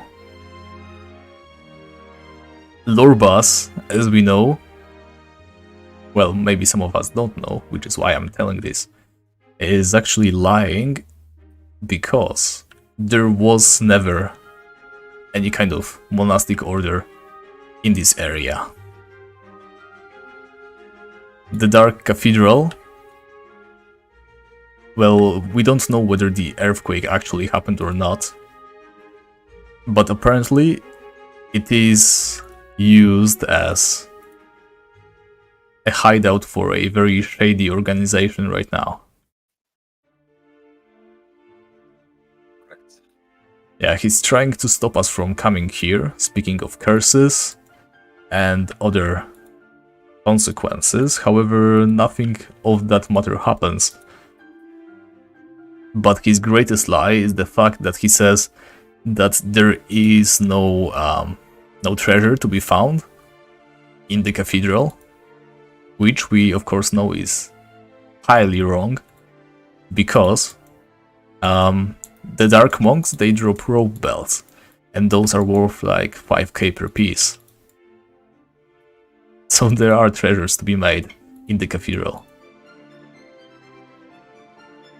One thing about those earthquake I find very interesting is that in the Secret Service quests, all 3 faction quest lines, in the last mission of those, we'll learn that Talfion, the Technomancer of Khazad, is threatening them with an artificial earthquake. Oh yes, that is correct.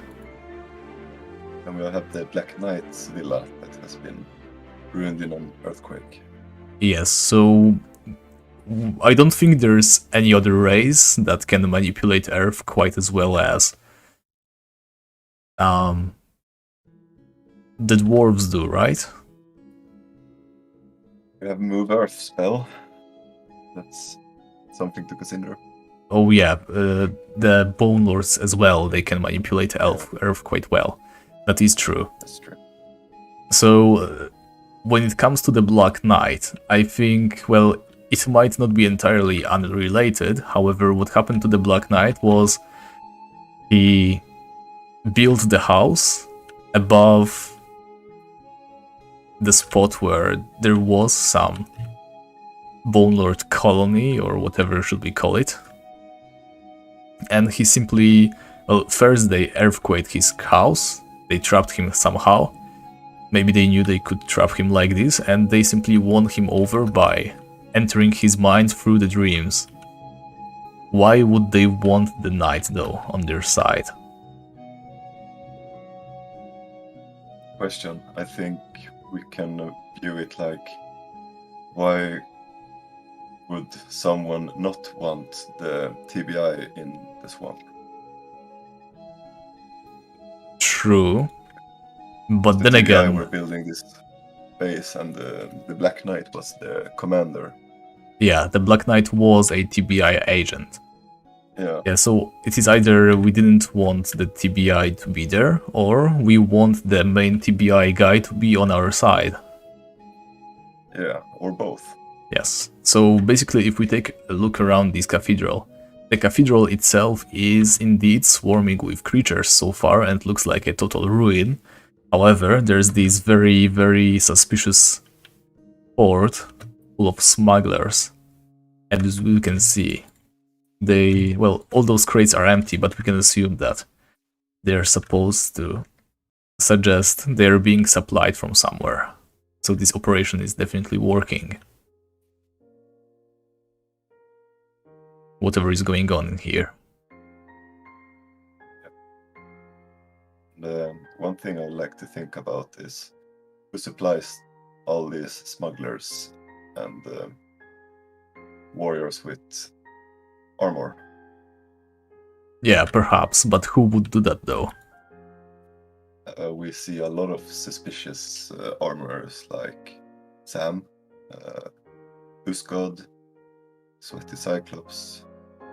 Well, Sweaty Cyclops isn't that very suspicious, is he?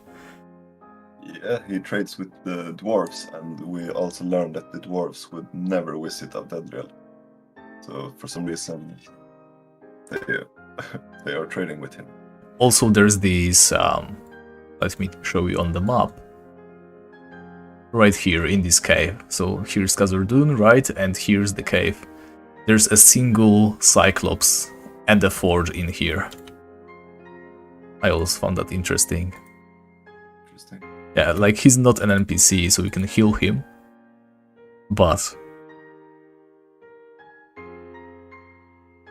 just a curious thought, I guess. Yeah.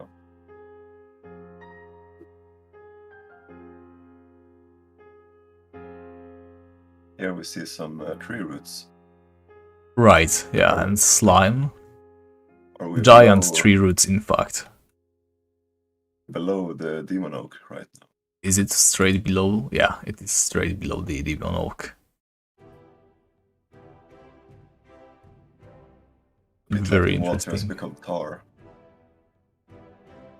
Or oil. Right, so here's the graveyard. Right? Yeah. The Necromancer's house. Here's the Nightmare Knights. And downstairs here's this spring. It's pretty far away. As we explore further, maybe we can tell whether it is connected or not. So here we have clear water, right? And it seems to be running deep through the entire area, in fact. And here, right underneath the Demon Oak, we have... Can we take a look at... Yeah, tar and poison seeping from the roots. There's more clear water right here.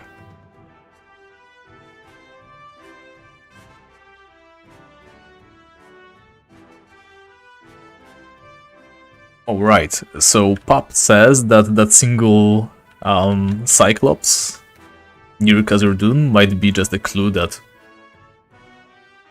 the sweaty Cyclops might not deal with dwarves directly. I think I show the transcript in the chat.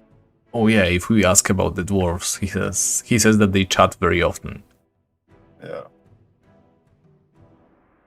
Which is interesting because the dwarves would never visit Abdendriel, which a lot of the dwarven NPCs tell us. Why do dwarves and elves have so much beef in Tibia, actually? It's a good question. Like, we know that dwarves are supposed to hate elves, but it usually has some sort of deep lore explanation in every single universe. Yeah. I don't think I've seen any for Tibia, though. I don't know either, actually. I have not thought about it. Yeah, so... It's also interesting, we would never see, the same thing goes for elves in Khazad-dûm. We would never see an elf in Khazad-dûm. They True. also say. Though we see elves and dwarves living together in Venor, for example.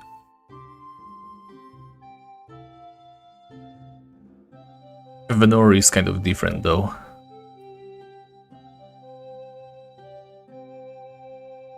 So many undead. Just a bunch of ghouls and skeletons for some reason. Next to a cave that's, well, sort of happened to be next to the Dark Cathedral. And what is this? I'm sort of afraid to walk through this. I think it should lead to the abomination. Thankfully I can't walk through this.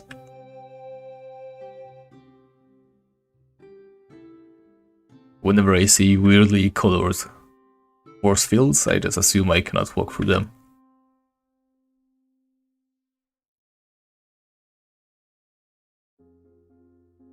Yeah, so back to my previous thought.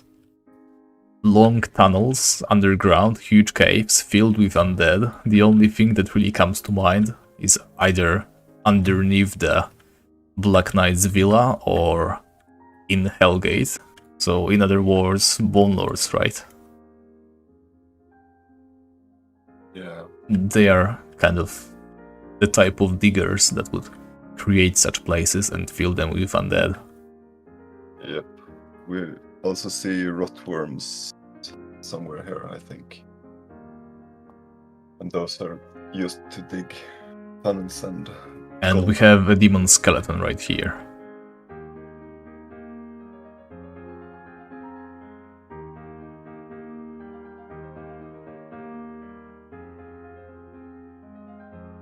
Alright, this should be the entire place explored. As you can see, there's a lot of those narrow tunnels and many of them have water in them. There seems to be a lot of underground water deposits around this entire area for some reason. Pop suggests that these corridors might be smugglers trying to find ways, but we believe that the smugglers are allied to the Dark Cathedral faction. Where would they want to go in if they are the part of the cathedral?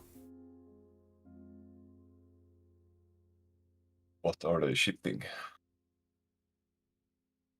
Are they being supplied or are they sending supplies out?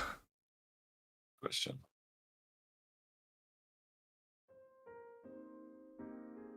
I don't know.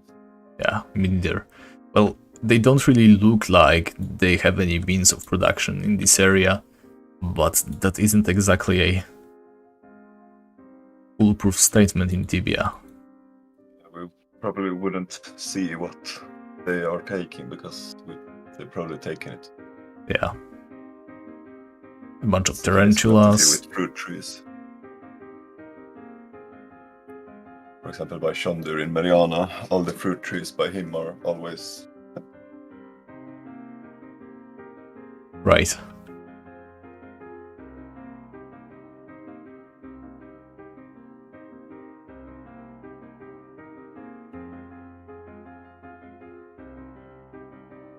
Yeah, those tunnels next to the Dark Cathedral, the ones we have just traversed, they're the most puzzling part about this whole ordeal, because everything else is explained, right? By the way, more roots of the Demon Oak, and we can see Swamp digging into regular water again, so maybe that is what is happening here as well. Wait, where is that? Oh. Right here? Perhaps, but that is pretty far away from the oak, isn't it? It's all the way here and the oak is there. Could the roots have gone that far? Perhaps. Probably. I see nothing else that would be able to poison the water. Yeah, here's a rotworm, like you said. Right, so anyway, we know that the main Dark Cathedral, what their deal is, right? Like, we don't know exactly what they are up to, but it is pretty well explored and explained. Up to the point that we can understand. And meanwhile, these whole tunnels... Wait, I think we missed the way to the south. Yeah, these tunnels next to Dark Cathedral are a complete mystery. Alright. More slime.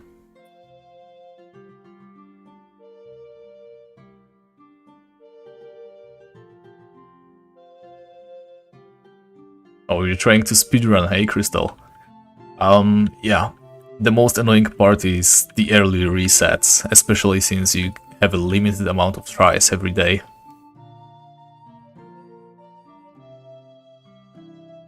Deathless would be interesting, but...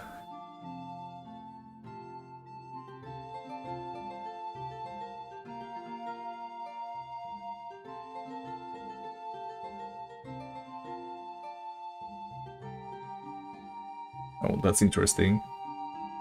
Wait, you can take items from Dawnport to Rootgard? I don't think you can do that anymore. Anyway, back to the exploration. Slime, so I think this part is wholly related to the Demon Oak, isn't it? Is it beneath him, or where is this? No, it's not. Well, it sort of is connected to his roots.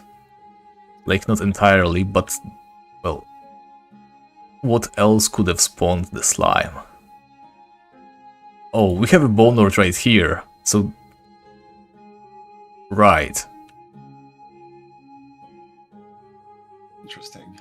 Yeah, so that does sort of confirm what I said earlier about the tunnels being dug with all the undeads next to them. There's all these slimes right here, and as you can see, yeah, these are the roots of the tree. So perhaps these are just some animated slimes. Hard to say whether they are related to the Bone Lord we just saw, or maybe the...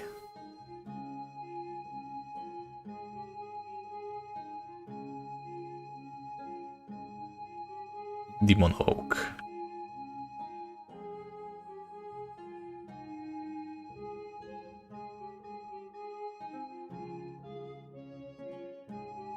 So in one of your posts, I think you explained how TBI and the Thieves Guild and the Dark Cathedral are connected, right? Yeah. And all the other organizations as well, the Venor One and Carlin. I never remember their names though. Yeah.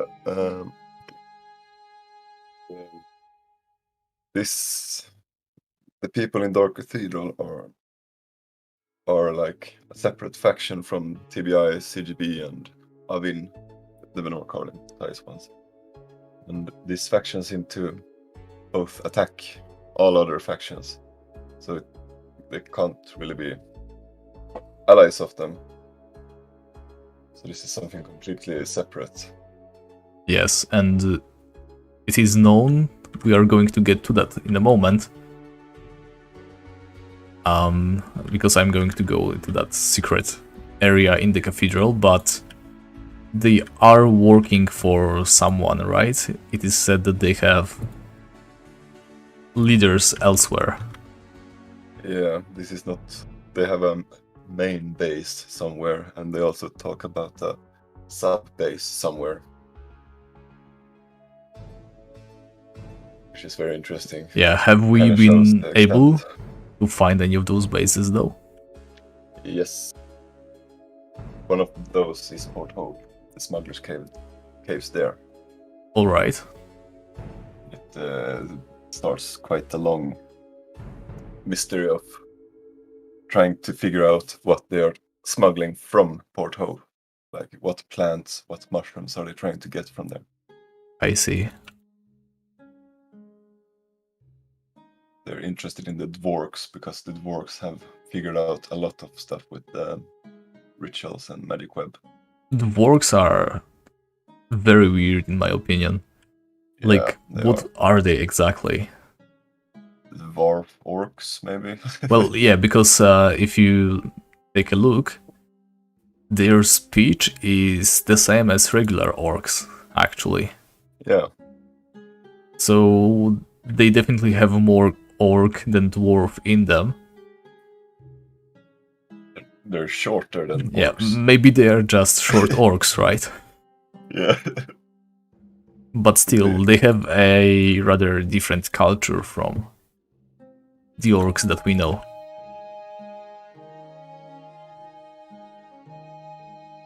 Sorry, I misheard that, I think. What did you say? Their culture is completely different from the orcs. They do not... Well, first of all, if they were proper orcs, there would be some of them in the orc fortress, right? The original orc land. Perhaps, yeah. I see no reason why not. Even the orcs, right? Those shamanic experiments on terror birds and orcs. Even though they aren't real orcs and have been outcasts among regular orcs, they are just camping in front of Uldirex Rock, waiting to be commanded to do something. Yeah, that's interesting about the orcs, because they are portrayed in books to have a sort of hive mind. Right, and the dwarves, they do not seem to be connected to that, even though they have the same language. I think they do, because they are all at the same place and there are shit ton of them. Well, yes, but the dwarves and the orcs aren't connected to each other. I think that's the case. I think they are, but I don't know how, but I think they are, because they speak the same language. But it's difficult with these orcs. They seem to be made by something. In Rook, I think we touch a orc to become a orc for a short time. Yes, we can disguise as an orc, right? We have to take him out, make him unconscious with a rolling pin while he's taking a piss, which is quite fun. And then you just click on him and somehow perfectly disguise yourself as an orc. Exactly. And in Orc Fortress, there's another quest we do where we find some green, strange powder that's said to make the orcs angrier somehow, I think. Induce rage. Right. Pretty similar to what was happening with the Minotaurs, right? But those had their rage like innately built in. Yeah. And then we have the Orc King that has a lot of parallels with these frogs, you know, the troll lady. This Right. Orc King only wants to father more children, and we Yes. find a room with orc ladies. It's really weird that the Orc King isn't even an orc anymore, and yet somehow it works out. Yeah. Yeah, that's a good point, because that must mean he makes some sort of... Yeah, that they're all a sort of hive mind. Right, all made and from the he, same, even though he entity. is not an orc, he is still connected to the hive mind. Yeah, if everyone is made from the Orc King, the same entity, that would kind of explain the hive mind. Everything belongs to the same thing. Right. Yeah, that's something I haven't thought about. Oh, they drop an egg. Wild warriors. Yeah, they do. That's interesting. Well, wild warriors, according to Tibiopedia, I think, are remnants of the king's army, or rather, deserters. Yeah. Yep. More that's the eggs. case. Well, we do not know whether Tibiopedia is supposed to be taken seriously. They kind of contradict everything we thought about banshees, for example. Yeah. I have read a book that the wild warriors came from that army, but it does not have to mean that every wild warrior is an old army guy. Right, because why would they become wild and hostile to every single human? I think that's because of the Akunda Desert Dungeon potions we find, potions of silence, and what they do with bear to control their subordinates. Who else Well, read books? wild warriors do say stuff though, don't they? Yeah, they do. They do. Can't really say they are mute in any way. The bandits say something. I think they do. Do they? Let me Google them actually. Bandits. Hand me your purse, your money, or your life. They do say stuff.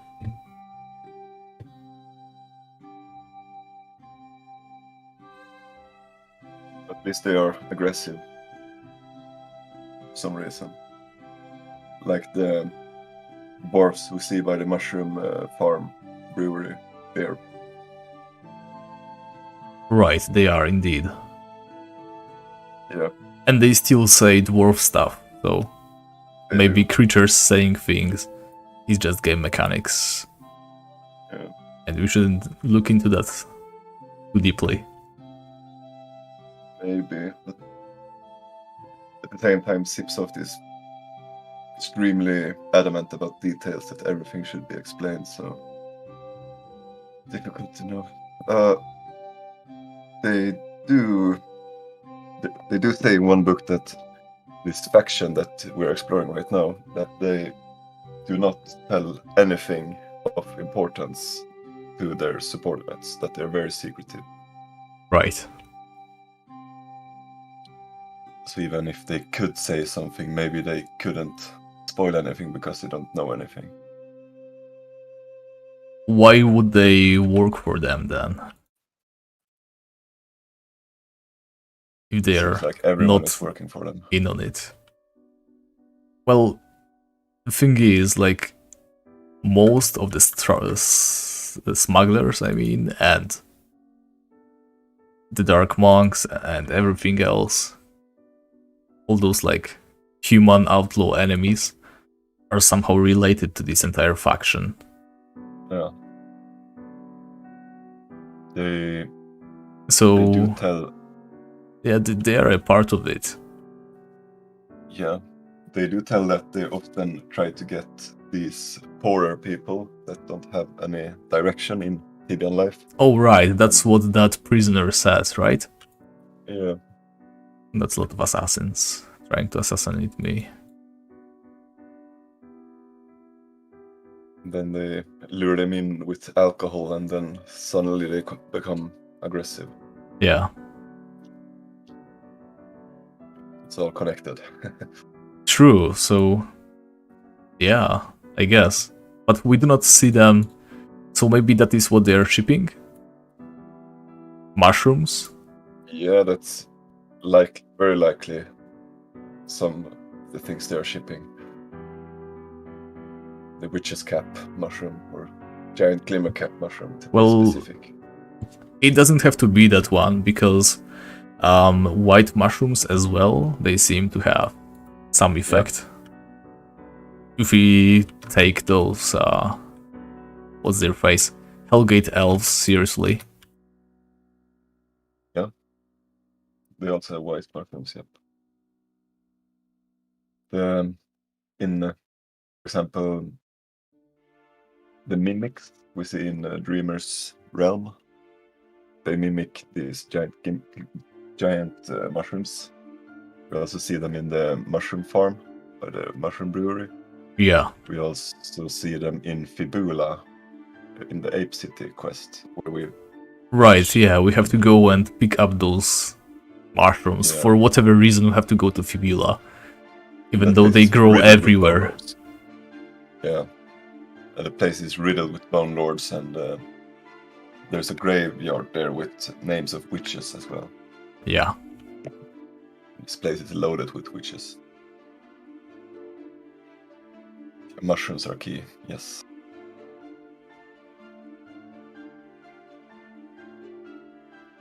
That's the thing with the lore, to be honest. There's a lot of stuff that almost makes sense. Everything seems kind of connected, but... there's no confirmation. Yeah, no, it's all speculation. Like, yeah. You can see those connections, and we are either onto something or completely wrong. And yeah, the fact that there is even an option is just really frustrating to me sometimes. Yeah, it's I think a parallel to real life. It's kind of like psychology or a philosophy. There's no way to prove anything in those fields, but you can make assumptions based on speculation and build upon that. And after a while, you kind of notice that it must be correct, because there's so many things that are kind of correct. Yeah, it's a bit like that.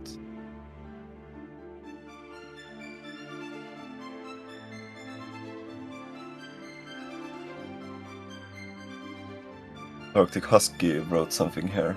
Yeah, also, if the place has earthquake, wouldn't the underground be way more damaged? Well, that's the thing. We weren't talking about that yet, but I guess I can explain it already. If we talk to the girl who is being kept prisoner in the deepest parts of the cathedral, she says that there is actually no records of earthquakes of such magnitude that would be able to create such destruction. In other words, there probably either was no earthquake or it was very localized. Like, literally... Oh, nice, horseman helmet. Literally created to make this thing, this cathedral, a ruin. Like, it was never meant to be an actual cathedral. And the main design was always going to be, there we go, literature. The main design was always going to be like sort of a hidden base of sorts. Everything that Lorbus says is a lie. Yeah, that's what I also think. How to scam people. Assassination for dummies.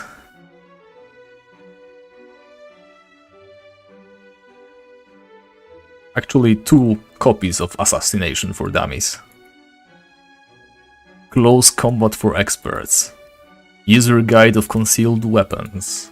Spycraft Guide. 1001 usages of poison. Sabotage made easy. The Lie and You. So they are definitely training to be assassins, and witches are exploring different potions as well. As we can see, there's pots and basically a bunch of stuff they're working on. It clearly is just some sort of headquarters. Yeah. When this Dark Cathedral was being built, there was a lot of... It was first built for like a place for everyone. Then it was destroyed, and the top of it was destroyed. And yeah, now they are here in hiding. It's like they wanted to just get the people out of there so they could have this by themselves. Yes. Very suspicious stuff, to be sure.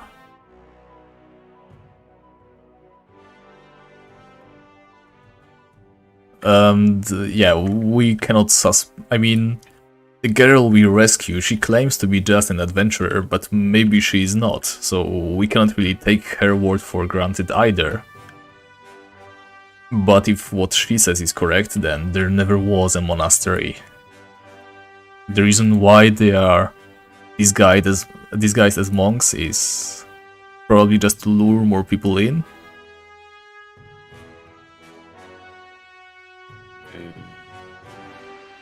Lorbas. Yeah, he's this humble spokesperson who's supposed to turn away adventurers who aren't likely to join, and invite people who are easier to persuade. Yeah, perhaps.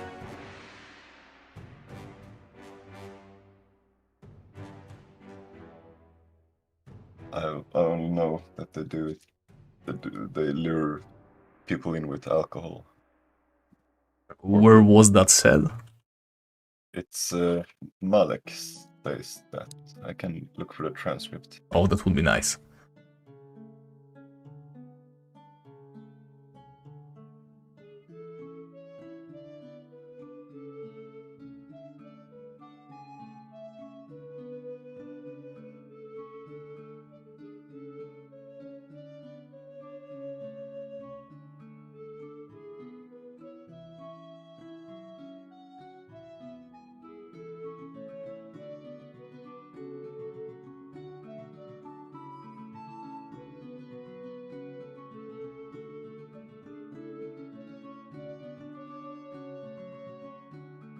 So here's the part where we have to be fast.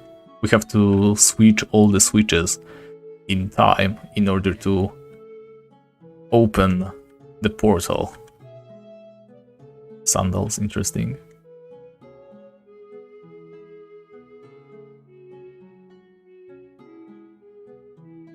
Boom.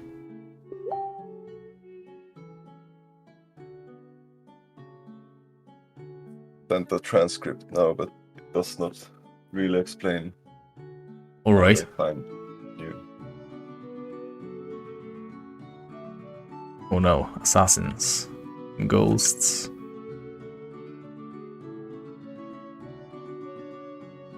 There we go.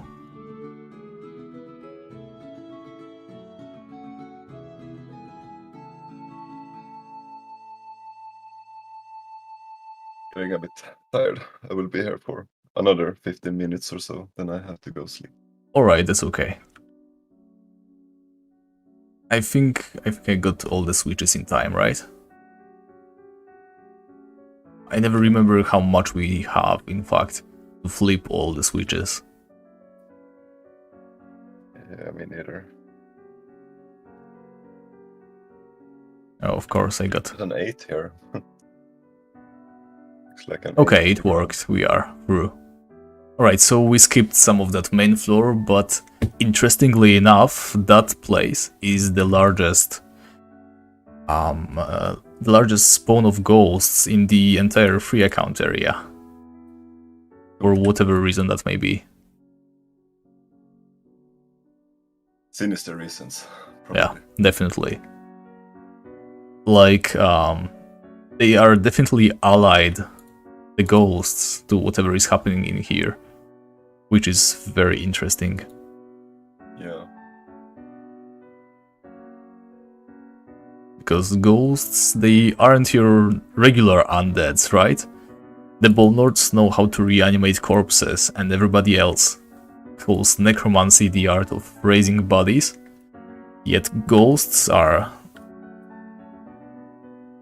non-corporeal. Yeah, they are not bodies.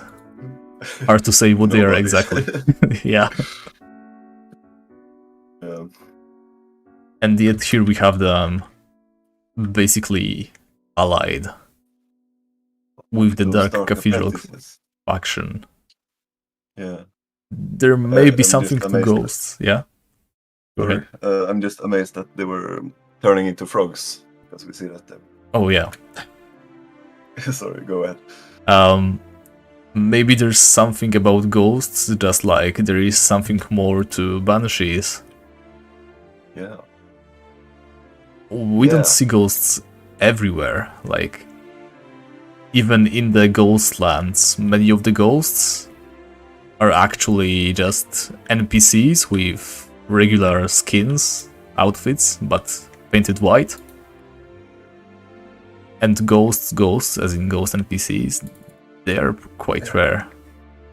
Yeah, that's true. We find this dwarf in the Kasoran mines that's a ghostly dwarf. Yes. And it made me think of something.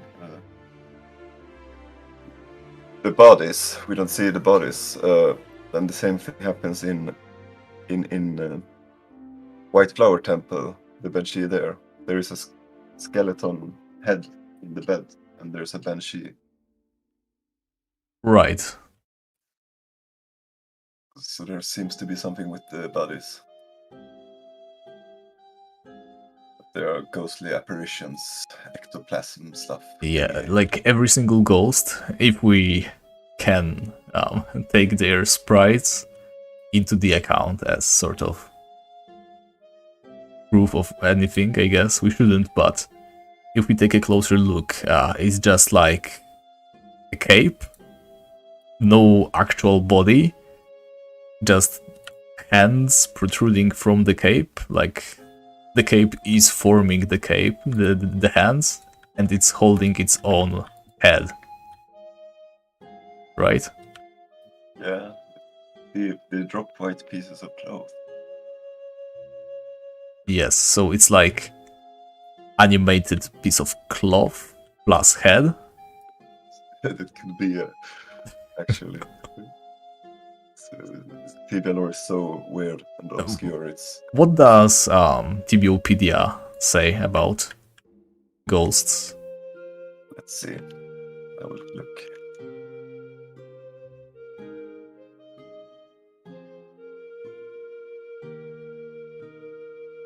You mean like Tibia library? Yeah, that's the thing.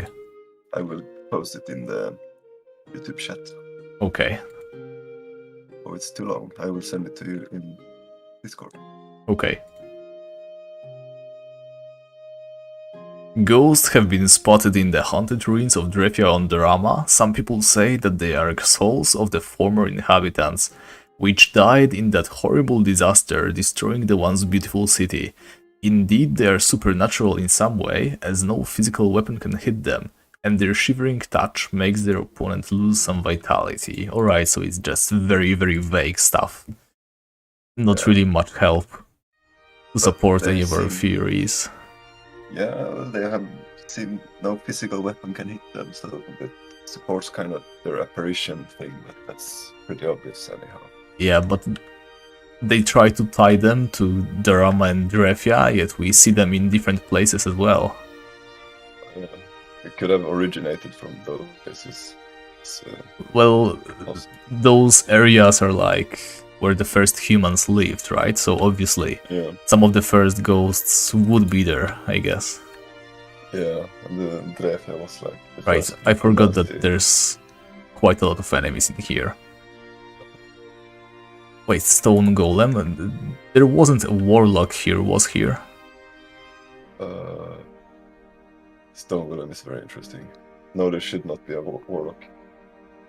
Yeah, so it's just a standalone Stone Golem. Yes, and Yeah. also interesting thing, the Grorlam, right? Hmm. Is a Stone Golem boss that somehow appears in underneath Mount Sternum in the deepest areas. Is he by the temple? And yes, there is that one area that you have pointed out at some point in one of your posts.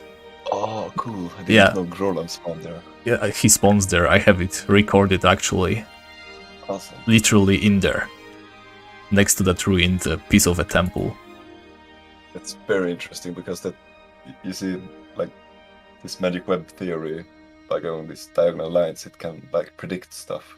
Yes, I think so it's at first I thought that maybe the Grorlam is like a stone golem summoned by some wizard who lived there, right? Yeah. But yeah, it could also have a relation to the magic web. Yeah. He wasn't supposed to appear in there, he just sort of got transported maybe, or just reanimated by the power of The gates. whatever. The web. Yes. The room that you walked through, the big room with red carpets. I think Yes. it's a very interesting room. We see like what are they trying to do in this huge room? They need a huge room for some reason, right? Yes, it is quite a huge room in fact. Yeah. Any you see, theories on stone that? golems from New Earth. Yeah, this is the only place where we have stone golems in here, I think. And stone golems are usually associated with warlocks, right? They're there. Yeah, mages. Warlocks can literally summon them, so Yeah. We also find priestesses and these dark magicians are able to reanimate piles of stones into stone golems by some move earth magic. yes. It's interesting. Oh, someone has already opened the Angelina door. Oh, I'm going to go grab the key first, though. There's a lot of dark magicians in here, and demon skeletons as well. This is going to hurt. Alright, so whenever you need to go, Conrad, just let me know. Don't feel like I'm keeping you here. By no means. yeah. I will finish the Dark Cathedral and then. Alright, so I'm going to try to make it quick.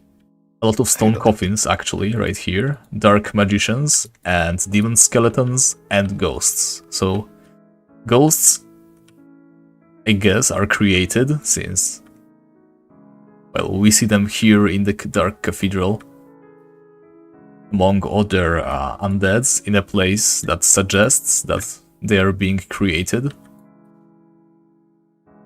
But exactly how and for what reason is unknown. We know that Bone Lords cannot make ghosts. There are no ghosts in Hellgate, right? I don't think That's there are, true. at least. There are Very some. interesting. There are some ghosts in Mount Sternum, but in the most underground parts and in places where Bone Lords aren't even there anymore. Yeah. You raise something very interesting that we don't see ghosts by Bone Lords, and we know that the Bone Lords have their memory, also known as life crystals. Right. Could there be some sort of weird connections there that ghosts are these memories or this life energy that the Bone Lords are channeling into life crystals? The Dreamers books true. suggests that they were good at channeling. So energies into all the things. ghosts are being repurposed, right? Because they are pure energy. Yeah, some form of life or something. Yeah, it seems like there's something there.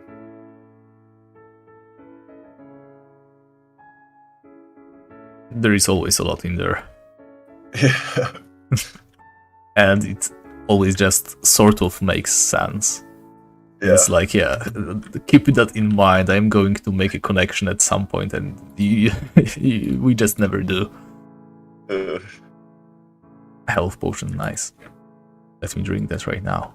Alright, so beds, quarters of someone, demon trophies, actually.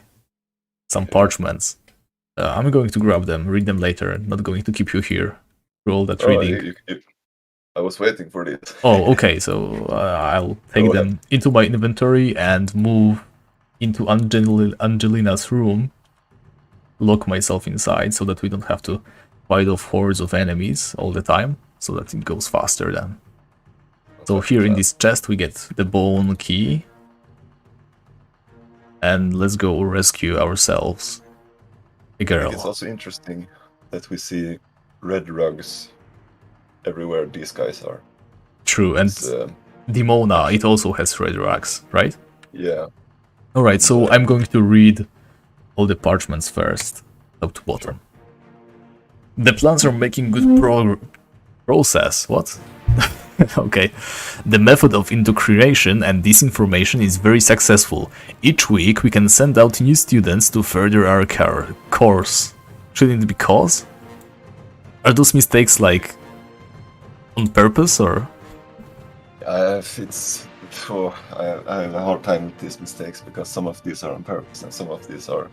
Yeah, just mistakes, right? That's the problem when you start doing mistakes on purpose. Yeah. Alright, anyway. Caution is still needed, of course.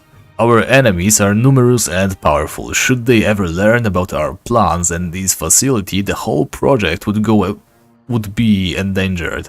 It is far too early to go public with our plans. Therefore, I suggest to build a second base at some remote place. It is important that we have an emergency backup regardless of the resources it would take. That captured priest should be eliminated as soon as possible. It is far too dangerous to hold her captive for several reasons. I understand that the headquarters wants her interrogated, but I am sure we did our best and this woman knows nothing of value.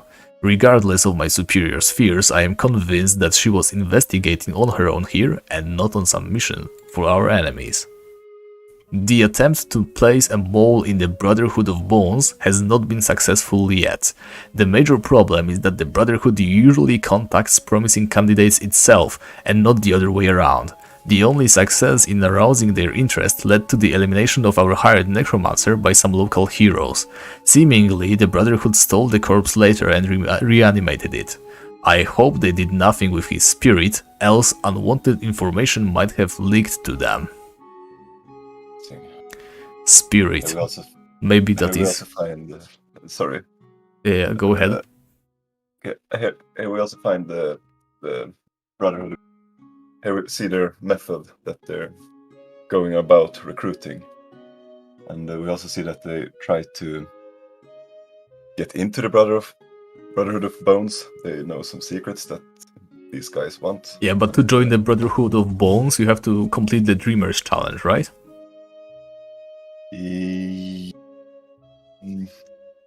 Like, really? You sort of you have to go through Hugo, right? And nowadays you have to go that way, but historically the Brotherhood of Bones is much larger. They reside in Drefja. Alright, I see. So that's where they are. They occupied the Dreamer's realm, and it was not the real test to become a Brotherhood of Bone. Oh, I see. Member. Yeah. So nowadays they just don't recruit anymore, they just...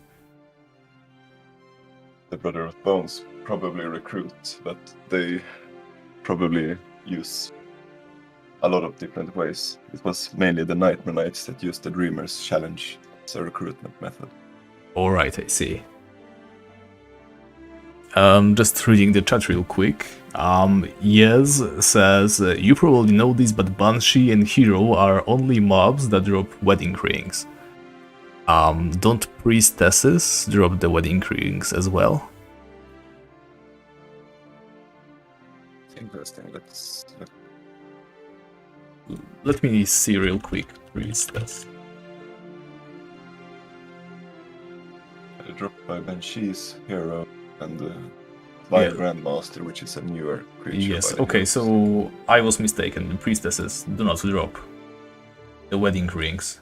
Oh yes, so that is certainly something to think about. Yeah, it's interesting because heroes are looking for princesses and Banshees are, Princesses, yes. yeah. Alright, let's keep going with the documents then. Our fake priests were able to discourage another troop of adventurers from entering the ruins. Although the efficiency of this outpost is admirable, I somewhat regret that my students did not get a little training in disposing of these curious nuisances. Alright, so that's what Lorbas does, basically, right? Yeah. The recent accident in the laboratories did not interrupt the poison brewing in a considerable way. The loss of the head alchemist makes it necessary to ask for a replacement though. Although the remaining alchemists have to work twice as hard as before, everything went fine so far. Still, I have to admit that working overtime makes new accidents more likely, but I decided to take that risk until a replacement arrives. This is probably the reason why we see so many spiders and tarantulas, slimes and such. Oh true, maybe they're just disposing of their stuff in one of those caves. Yeah, or they are harvesting the poison. Oh, snake the lotion. poison. Maybe they are harvesting the poison and tar from the demon oak tree roots. Perhaps. And perhaps from the tarantulas. Yeah, maybe. Yeah, and the slime. We see slime are also transported through the dream realm. Yes, some of that snake lotion as well. Yeah, exactly. And the so-called tradition among the students to send a newly promoted assassin on some foolish quest has taken another life. The young Roland fell to death while trying to steal the flag from the Tyan castle. Not only that we lost the time and effort we put into his education, the whole affair did draw so unwanted attention on our organization.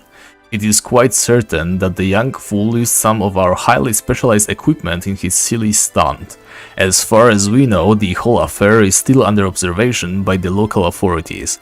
We have to find a way to draw their attention in another direction before too many questions are asked. I had 2 of the senior students eliminated to make such an example for the future. Such occurrences must stop once and for all, but I fear the harm has already been done and is irrevocable. Our contact in port... Wait. Trying to steal the flag from the Tyan castle. And we have the raft that Amber uses. Yeah. With the green tea, the flag of ties. Yeah. Perhaps. Like... It's a very interesting connection. Even if there is no connection between those two. Like, it doesn't have to be the same flag, right? But if stealing a Tyan castle, I mean the Tyan flag, is such a big deal, then Amber having that flag on her raft is also quite interesting. Exactly. Alright. Our contact in Port Hope claims that he has not yet been able to make contact with the dwarves. I bet this coward has not even tried it. For the sheer distance, it is not possible to punish him in an appropriate manner. If we would send a specialist, he could take care of that dwarf contact. On the other hand, a local helper who is familiar with the jungle would probably prove more valuable than sending one of our assassins to a likely death by the hands of those cannibals. Yeah, we get Port Hope, which is how we know. Or a curious person would know where to continue looking for answers. Right. How it progresses. I had Malicious eliminate this Fry's-cursed agitator that let himself being scammed by some con artist. He wasted our money supporting a fake revolution. I can't believe this stupidity, a scammer scammed. Malicious was ordered back for more important business though, and lower ranking operatives consigned to find the scammer. those books on how to scam people, right? In the library. They must have been his, I guess. Or maybe those are the lower ranking operatives just relearning their skills to replace malicious, whoever he is. The TBI knows about our mole. It is quite certain that some recent actions and this information was only to bait him. He is now in some hiding place, and I'm afraid he will not be able to be of much use for us in spying on the TBI's activities for a while. It tells us that this faction has nothing to do with the TBI. Yes. Well, they have a mole in there, right? So it is something to do. Yeah, they are not allied, at least. Yes. Wait. Let me... Same thing. Right, I do have still more food. I was worried there for a moment. Right here, okay. Now the book. We have to find a better way to resupply us. The smugglers are unreliable, and it takes far too long until an order of goods even gets into their hands. Let alone how long it takes until they finally deliver it here. I am aware that a supply route via land is no option, but there has to be some magical way to keep up our contact with the smugglers. So those smugglers in the port, they are supplying their food, right? Yeah, they're getting supplied, we see. However, they must be severely controlled by a handful of specialists with some skill in convincing. I am aware of the smugglers' usefulness and their role in our plans, but their unreliability is a constant threat to us all. Of course, they have no idea what we are doing here, but they are curious and would sell their own grandmother for a mug of ale. Perhaps we could simply replace them with more trustworthy followers. Not all are that suitable as assassins or agitators, but all of them are able to follow orders, and how difficult can it be to do some smuggling?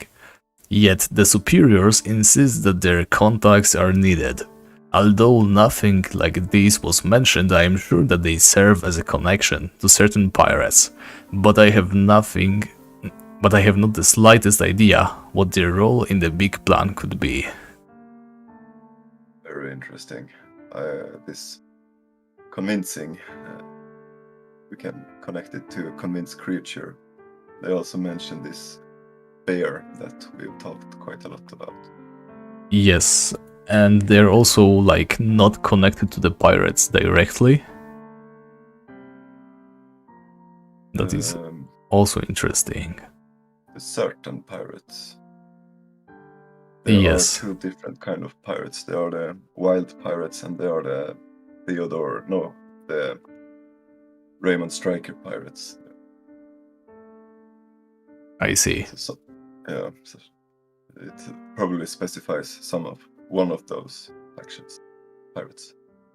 Alright, and finally the letter. Dear Master, I write to inform you that the targets were eliminated as requested. I still regret that she decided to entrust that mercenary Ned Noxious with the task and I was only a mere spectator. Although efficiently done, there was no finesse or skill displayed in their elimination. The fallen paladin, Ned Noxious, simply provoked the said individuals in a tavern. As soon as one of them was stupid enough to draw a weapon, they were disposed by a combination of energy bombs and fireballs. Of course, the authorities did little about it since the tavern's patrons did swear the others attacked first. It seems unlikely that Noxious has those abilities in stealthiness and subtle assassination that the stories grant him. Yeah, that Noxious. Who was that? He's a fallen paladin, right? Yeah. No idea. Casting energy bombs, fireballs. Very weird paladin, this. Well, paladins do use runes, right? Yep. Nothing very special, but he does say that he has abilities in stealthiness. He claims, at least. Yet he goes for the provocation. Why would this be here? Like... Yeah, they placed this letter for a reason.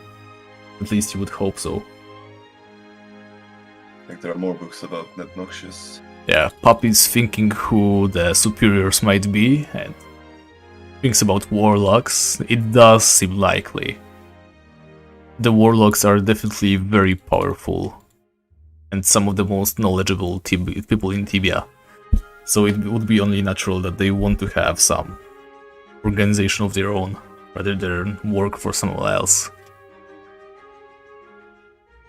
Alright, the last thing to do is to talk to Angelina. Oh, one thing.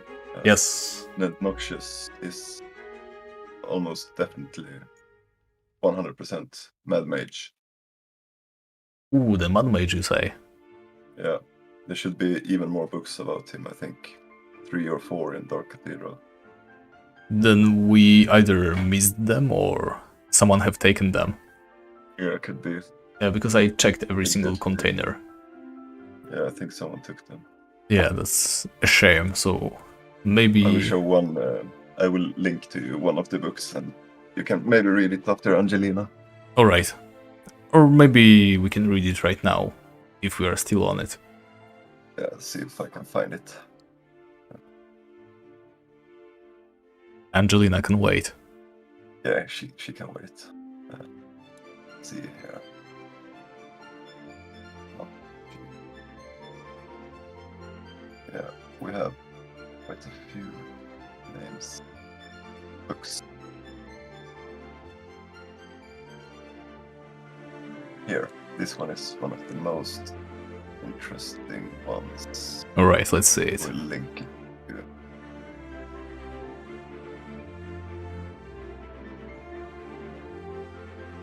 Okay, Noxious Accomplishments, the book. TBI file 006ZAH8. Name Ned Noxious. Real name unknown. Occupation former paladin, assassin. Place of birth unknown. Residence unknown. Seems to travel from city to city. Affiliation none. It seems Ned Noxious has appeared out of nowhere. The first reports about his activities date back to the pirate conflict that threatened the Venor Merchants Council. Noxious obviously was hired along other mercenaries to get rid of some pirate captains that held the usually unorganized pirates under their control. Although there are no specifics about the affair, Ned Noxious was the only one out of the 12 hired mercenaries that returned to claim his reward. Afterwards, he was employed by different persons or groups for undocumented and rather insignificant jobs. His next notable appearance was the elimination of the bandit queen Lyra within her own camp full of renegade Amazons. It is assumed that Noxious used invisibility to get her and quickly killed her before any guards could react. Further accomplishments that are probably related to him. The assassination of the last Tian mayor of Venor. The assassination of the mage Harmony Daracia. The assassination of the Mixton family. The sabotage of the Queen Torvaiva in the harbor of Carlin. The poisoning of the Edron wells, which led to 5 deaths. The killing of at least 6 noblemen in provoked duels. We cannot be sure for which felonies he was paid by an unknown party and which of these acts he fulfilled out of sheer morbid pleasure. Still, the lack of any proof makes it impossible to punish him adequately. At least 3 assassination attempts of him have already failed. Alright, so the TBI is definitely on him. Yep. This person is supposedly very strong and is looking for noblemen, royalties, goes about doing whatever he wants. Right. His agenda remains unknown. Yeah, he could very well be Mad Mage, but not everybody who appears out of nowhere has to be the Mad Mage, right? That's true, but very suggested that the Mad Mage has been able to make clones that do his bidding, that appears out of nowhere. But then again, would the Mad Mage ally himself with the Dark Cathedral? Did he ally himself was more like he went there and did his own thing. Yeah, perhaps. Maybe their goals aligned or whatever. Yeah.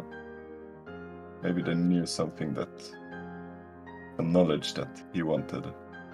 Maybe. Then again, if what Tibia says about him is true, it is said that he was hired with mercenaries to get rid of some pirate captains, right?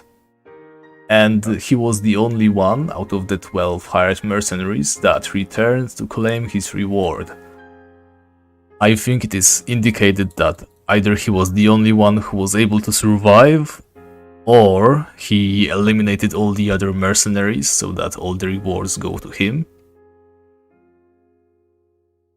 Like, no matter which part is correct, he was hired by the Venor merchants, right? So he is a mercenary rather than acting for some agenda, it seems. He even returned to claim his reward, right? If he was just trying to work for something, some goal. Would he really bother with acting as a mercenary and going for rewards? Sure. Yeah, it's... Mostly seems to me that this guy was going and looking for royal blood wherever he could possibly find it. Yeah, maybe. Elimination of the bandit queen.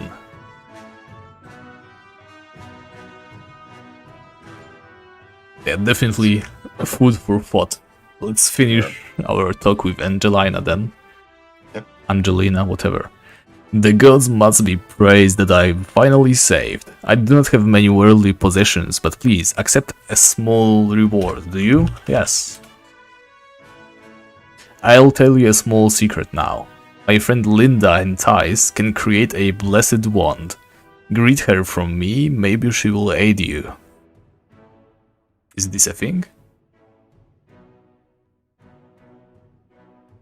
I had no idea, actually. Yeah, it's blessed wand. Oh, maybe it's for... what's it called? Mistake. The tortured souls. You know, north of Greenclaw Swamp, there's this witch, Ecatrix. Yeah. And she has those tortured souls, and you have to capture them with... like antlers, with star herb. Before you can fight her. Maybe that's the blessed wand. Yeah. Yeah, and also you have to sprinkle it with holy water. Anyway. Yeah. Saved. I'm a priestess, and I traveled here to learn about that order of the humble path I heard about. But when I started my investigations, this false monk Lorbas thought I was suspicious, and so he ordered his minions to take me as prisoner. There are no records about the foundation of this order, and it is unknown where its monks come from, yet travelers told us that they are living near the remains of the Dark Cathedral. I learned that these monks are imposters that use false promises to lure unwary ones into the arms of their strange cult, which seems to have more political than religious agendas. The cult is secretly looking for the unsatisfied, disgruntled and poor. Its members promise such sad individuals wealth, revenge and a cause. They lure them into the cells of their cult. Here they learn how to undermine the authorities of their cities. They are trained as thieves, spies and smugglers first. Those who prove themselves as the most promising candidates are recruited to a special hidden circle. There they learn the dark arts of poisoning and murder, or elocution and agitation to become assassins and recruiters for the cult. I know nothing about their agenda, but I am quite sure there has to be some higher power behind all of this. Cathedral then. Oh my god, so much text. The cathedral was meant to be a center of piety and belief, a prayer to the gods that had become solid. The construction works started at the height of the Order of the Nightmare Knights, right after they had won a major battle near the place where the cathedral was to be built. The cathedral was meant to become a monument of the victory of good over evil. Sadly, it was just not meant to be. As the cathedral was nearly finished, most of the monks had already moved in, and even a small town for all the workers and suppliers had established itself. But then the structure was struck by an earthquake, and the work of 2 generations was destroyed. Later, the dwarven constructors explained that this was caused by volcanic activities and a massive cave-in. Since the gods did not interfere and the setting was close to the notorious pits of Inferno, it was assumed that this was the work of secret demonic powers. Dwarven constructors. Yeah. Alright. Probably lied. Yes. They probably wanted to collapse the place. Yeah. Though we do not see any dwarves in this area, do we? Not at this time, no. Yeah, but maybe they were just hired. Yeah. We also saw that Talfion, the technomancer dwarf, threatened with these artificial earthquakes. Okay, I know dwarves and dwarves, yeah. Let's ask about her being a prisoner. I think Lorbas liked the idea to convert me to their twisted cult and saw it as a test for their leaders. Now that the magic symbols are turned off, I will gather my strength within some hours and teleport to safety. I am still gathering my strength for a teleport home, but some power already has returned. Do you wish to be teleported out of this cell? In a moment, I guess.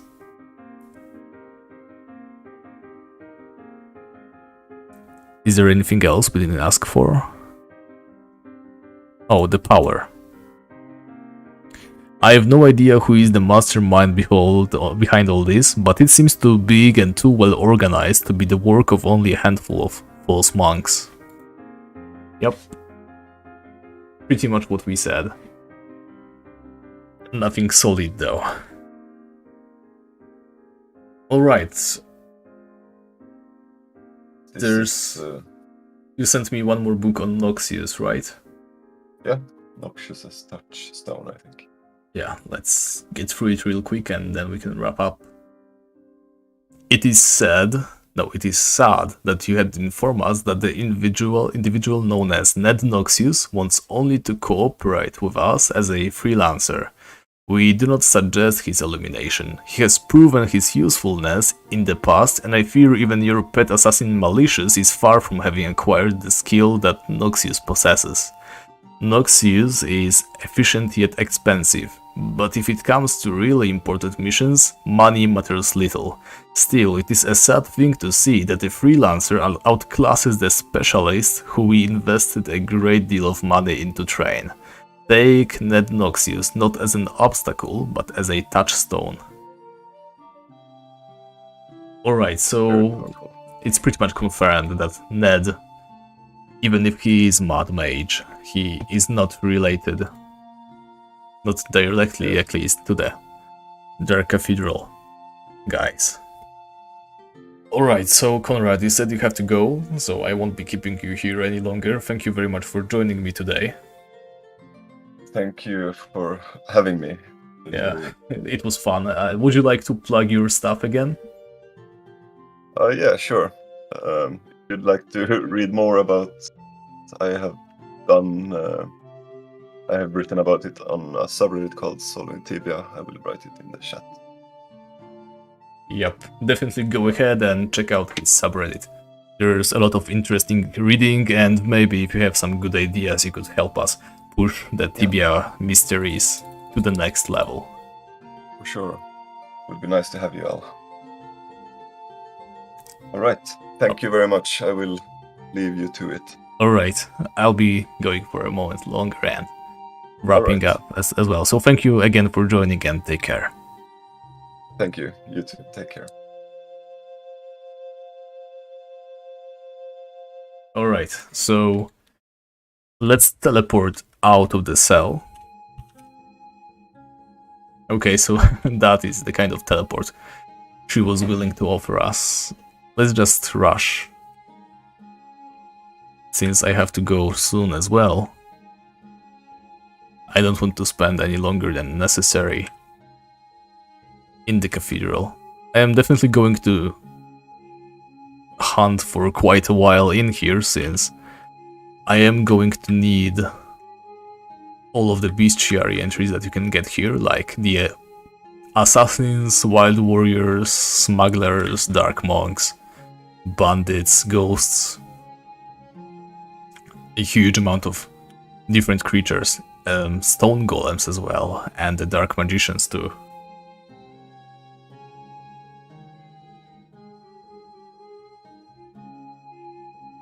And now that I think about it, slimes and centipedes as well. I don't think there's any better place than the Dark Cathedral to get those. So, in case you are interested in my challenge progress, what I'm doing right now is basically just working on bestiary.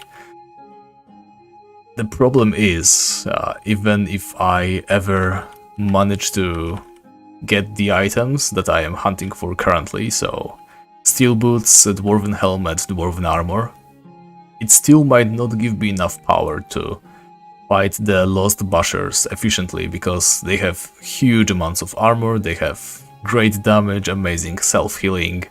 They are basically, well, kind of out of reach for me right now.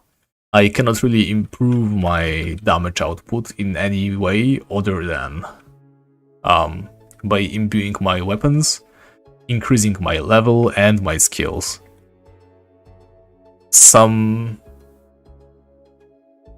Well, that's the thing, I don't even know at what level I could start hunting the Lost Dwarves. I am definitely going to try them every now and again. Hopefully, even if it costs me a lot, I will be able to start hunting them slowly. The War Axe is super rare, it's like 1 in 1500 kills. So I could very well have to kill like 4k, and that won't even be that very unlucky. So yes, quite a long grind is ahead of me, provided that I am even able to kill them. It could be that I won't be able to damage the dwarves, or rather over damage their heals, in which case the only option for me would be to like power grind to level 200, maybe even higher.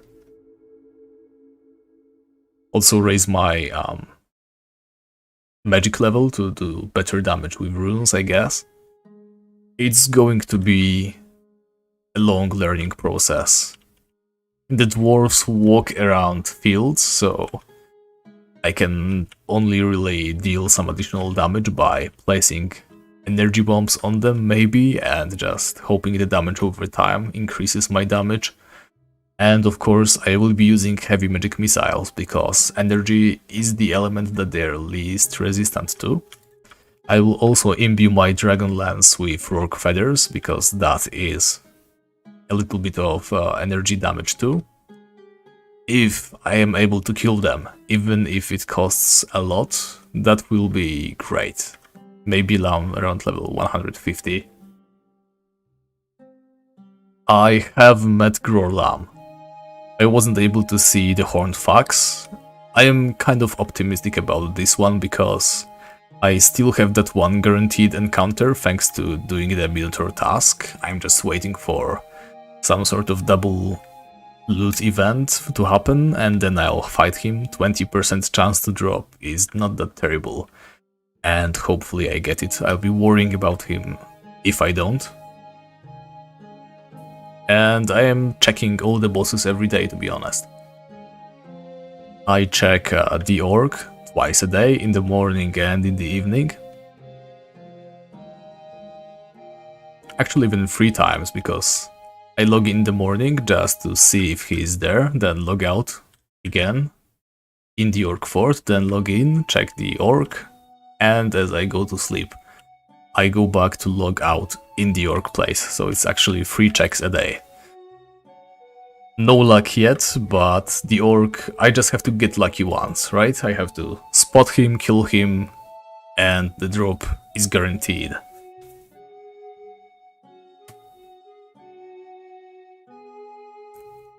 But yes, while I am working on my level and hunting those rare bosses, trying to get lucky on some equipment, I am also working on my bestiary, because if... Let me kill that deer, actually. If somehow I do manage to get all the items, and I can... Despite, I mean, if I cannot kill the dwarves, even with all the best items that I can get, the only option for me would be to raise my level, right? So I need to have the best tools to raise my level quickly, which is why I want to actually go for the Parry charm. I am going to slap it on orc berserkers and basically hunt in orc fort 24/7. Well, not so much, but every time I play, I would be hunting the orcs mainly. The Parry charm would increase my overall damage output against the berserkers, who are the main EXP source in the orc fort. And to be honest, pretty much every other monster that I choose to hunt, if I want to swap the charms around. I was thinking about the elemental damage ones, but I feel like if I cannot use AoE Exories, these are way less useful than Parry. Because Parry is pretty much the only way for me to go sort of AoE. Other than that, I am massively handicapped. In any case, that is the game plan for now.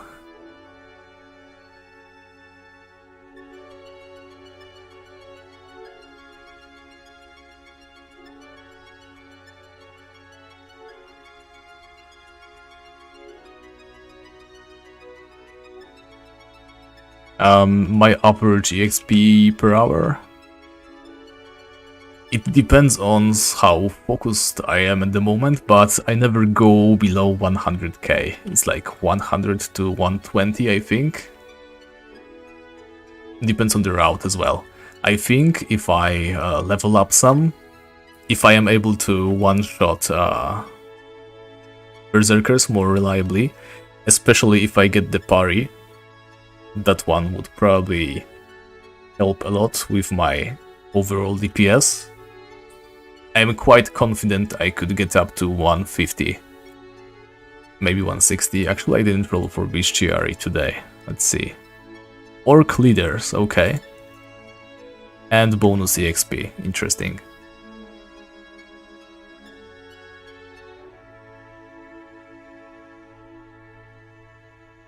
As you can see, like, usually 2 hits to kill the Orc Berserker. I can't raise my damage output that much without leveling like 50 times. I mean, I will have to eventually, but parry will definitely help with that overall damage output.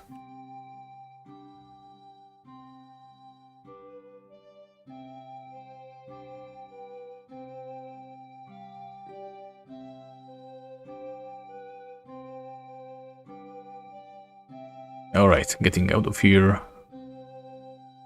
Not going to bother with anything else than the leaders. And also the normal orcs, because oddly enough I still don't have the regular orc guys in my bestiary as well. Okay.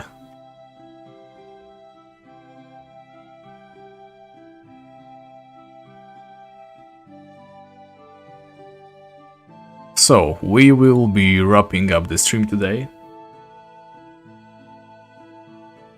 I do not really need to go hunt stone refiners.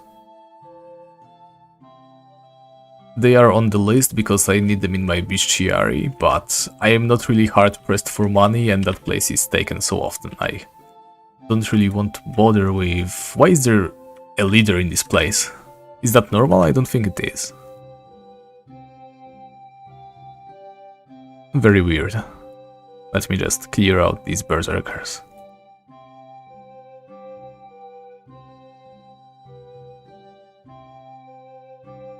Is it really? I am a melee free account knight.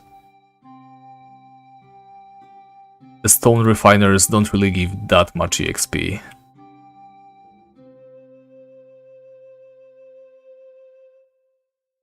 Alright, so they must have lured the leader from here.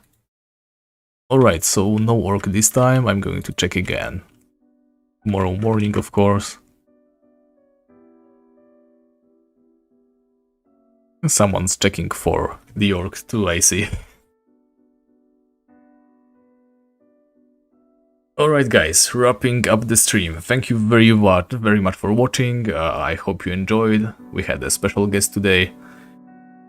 He definitely has a lot of knowledge. You should totally check out Conrad's posts on Reddit. There's a lot of info, a lot of research, a lot of thought going into all of that. Definitely worth a read if you're interested in Tibian lore. I do not know when I will have another video coming, hopefully sometime soon. I will try to upload my yesterday's world record in speedrunning, like tomorrow, if I get the time to edit it. Hopefully I do. And, well, I hope to see you guys next time. Take care.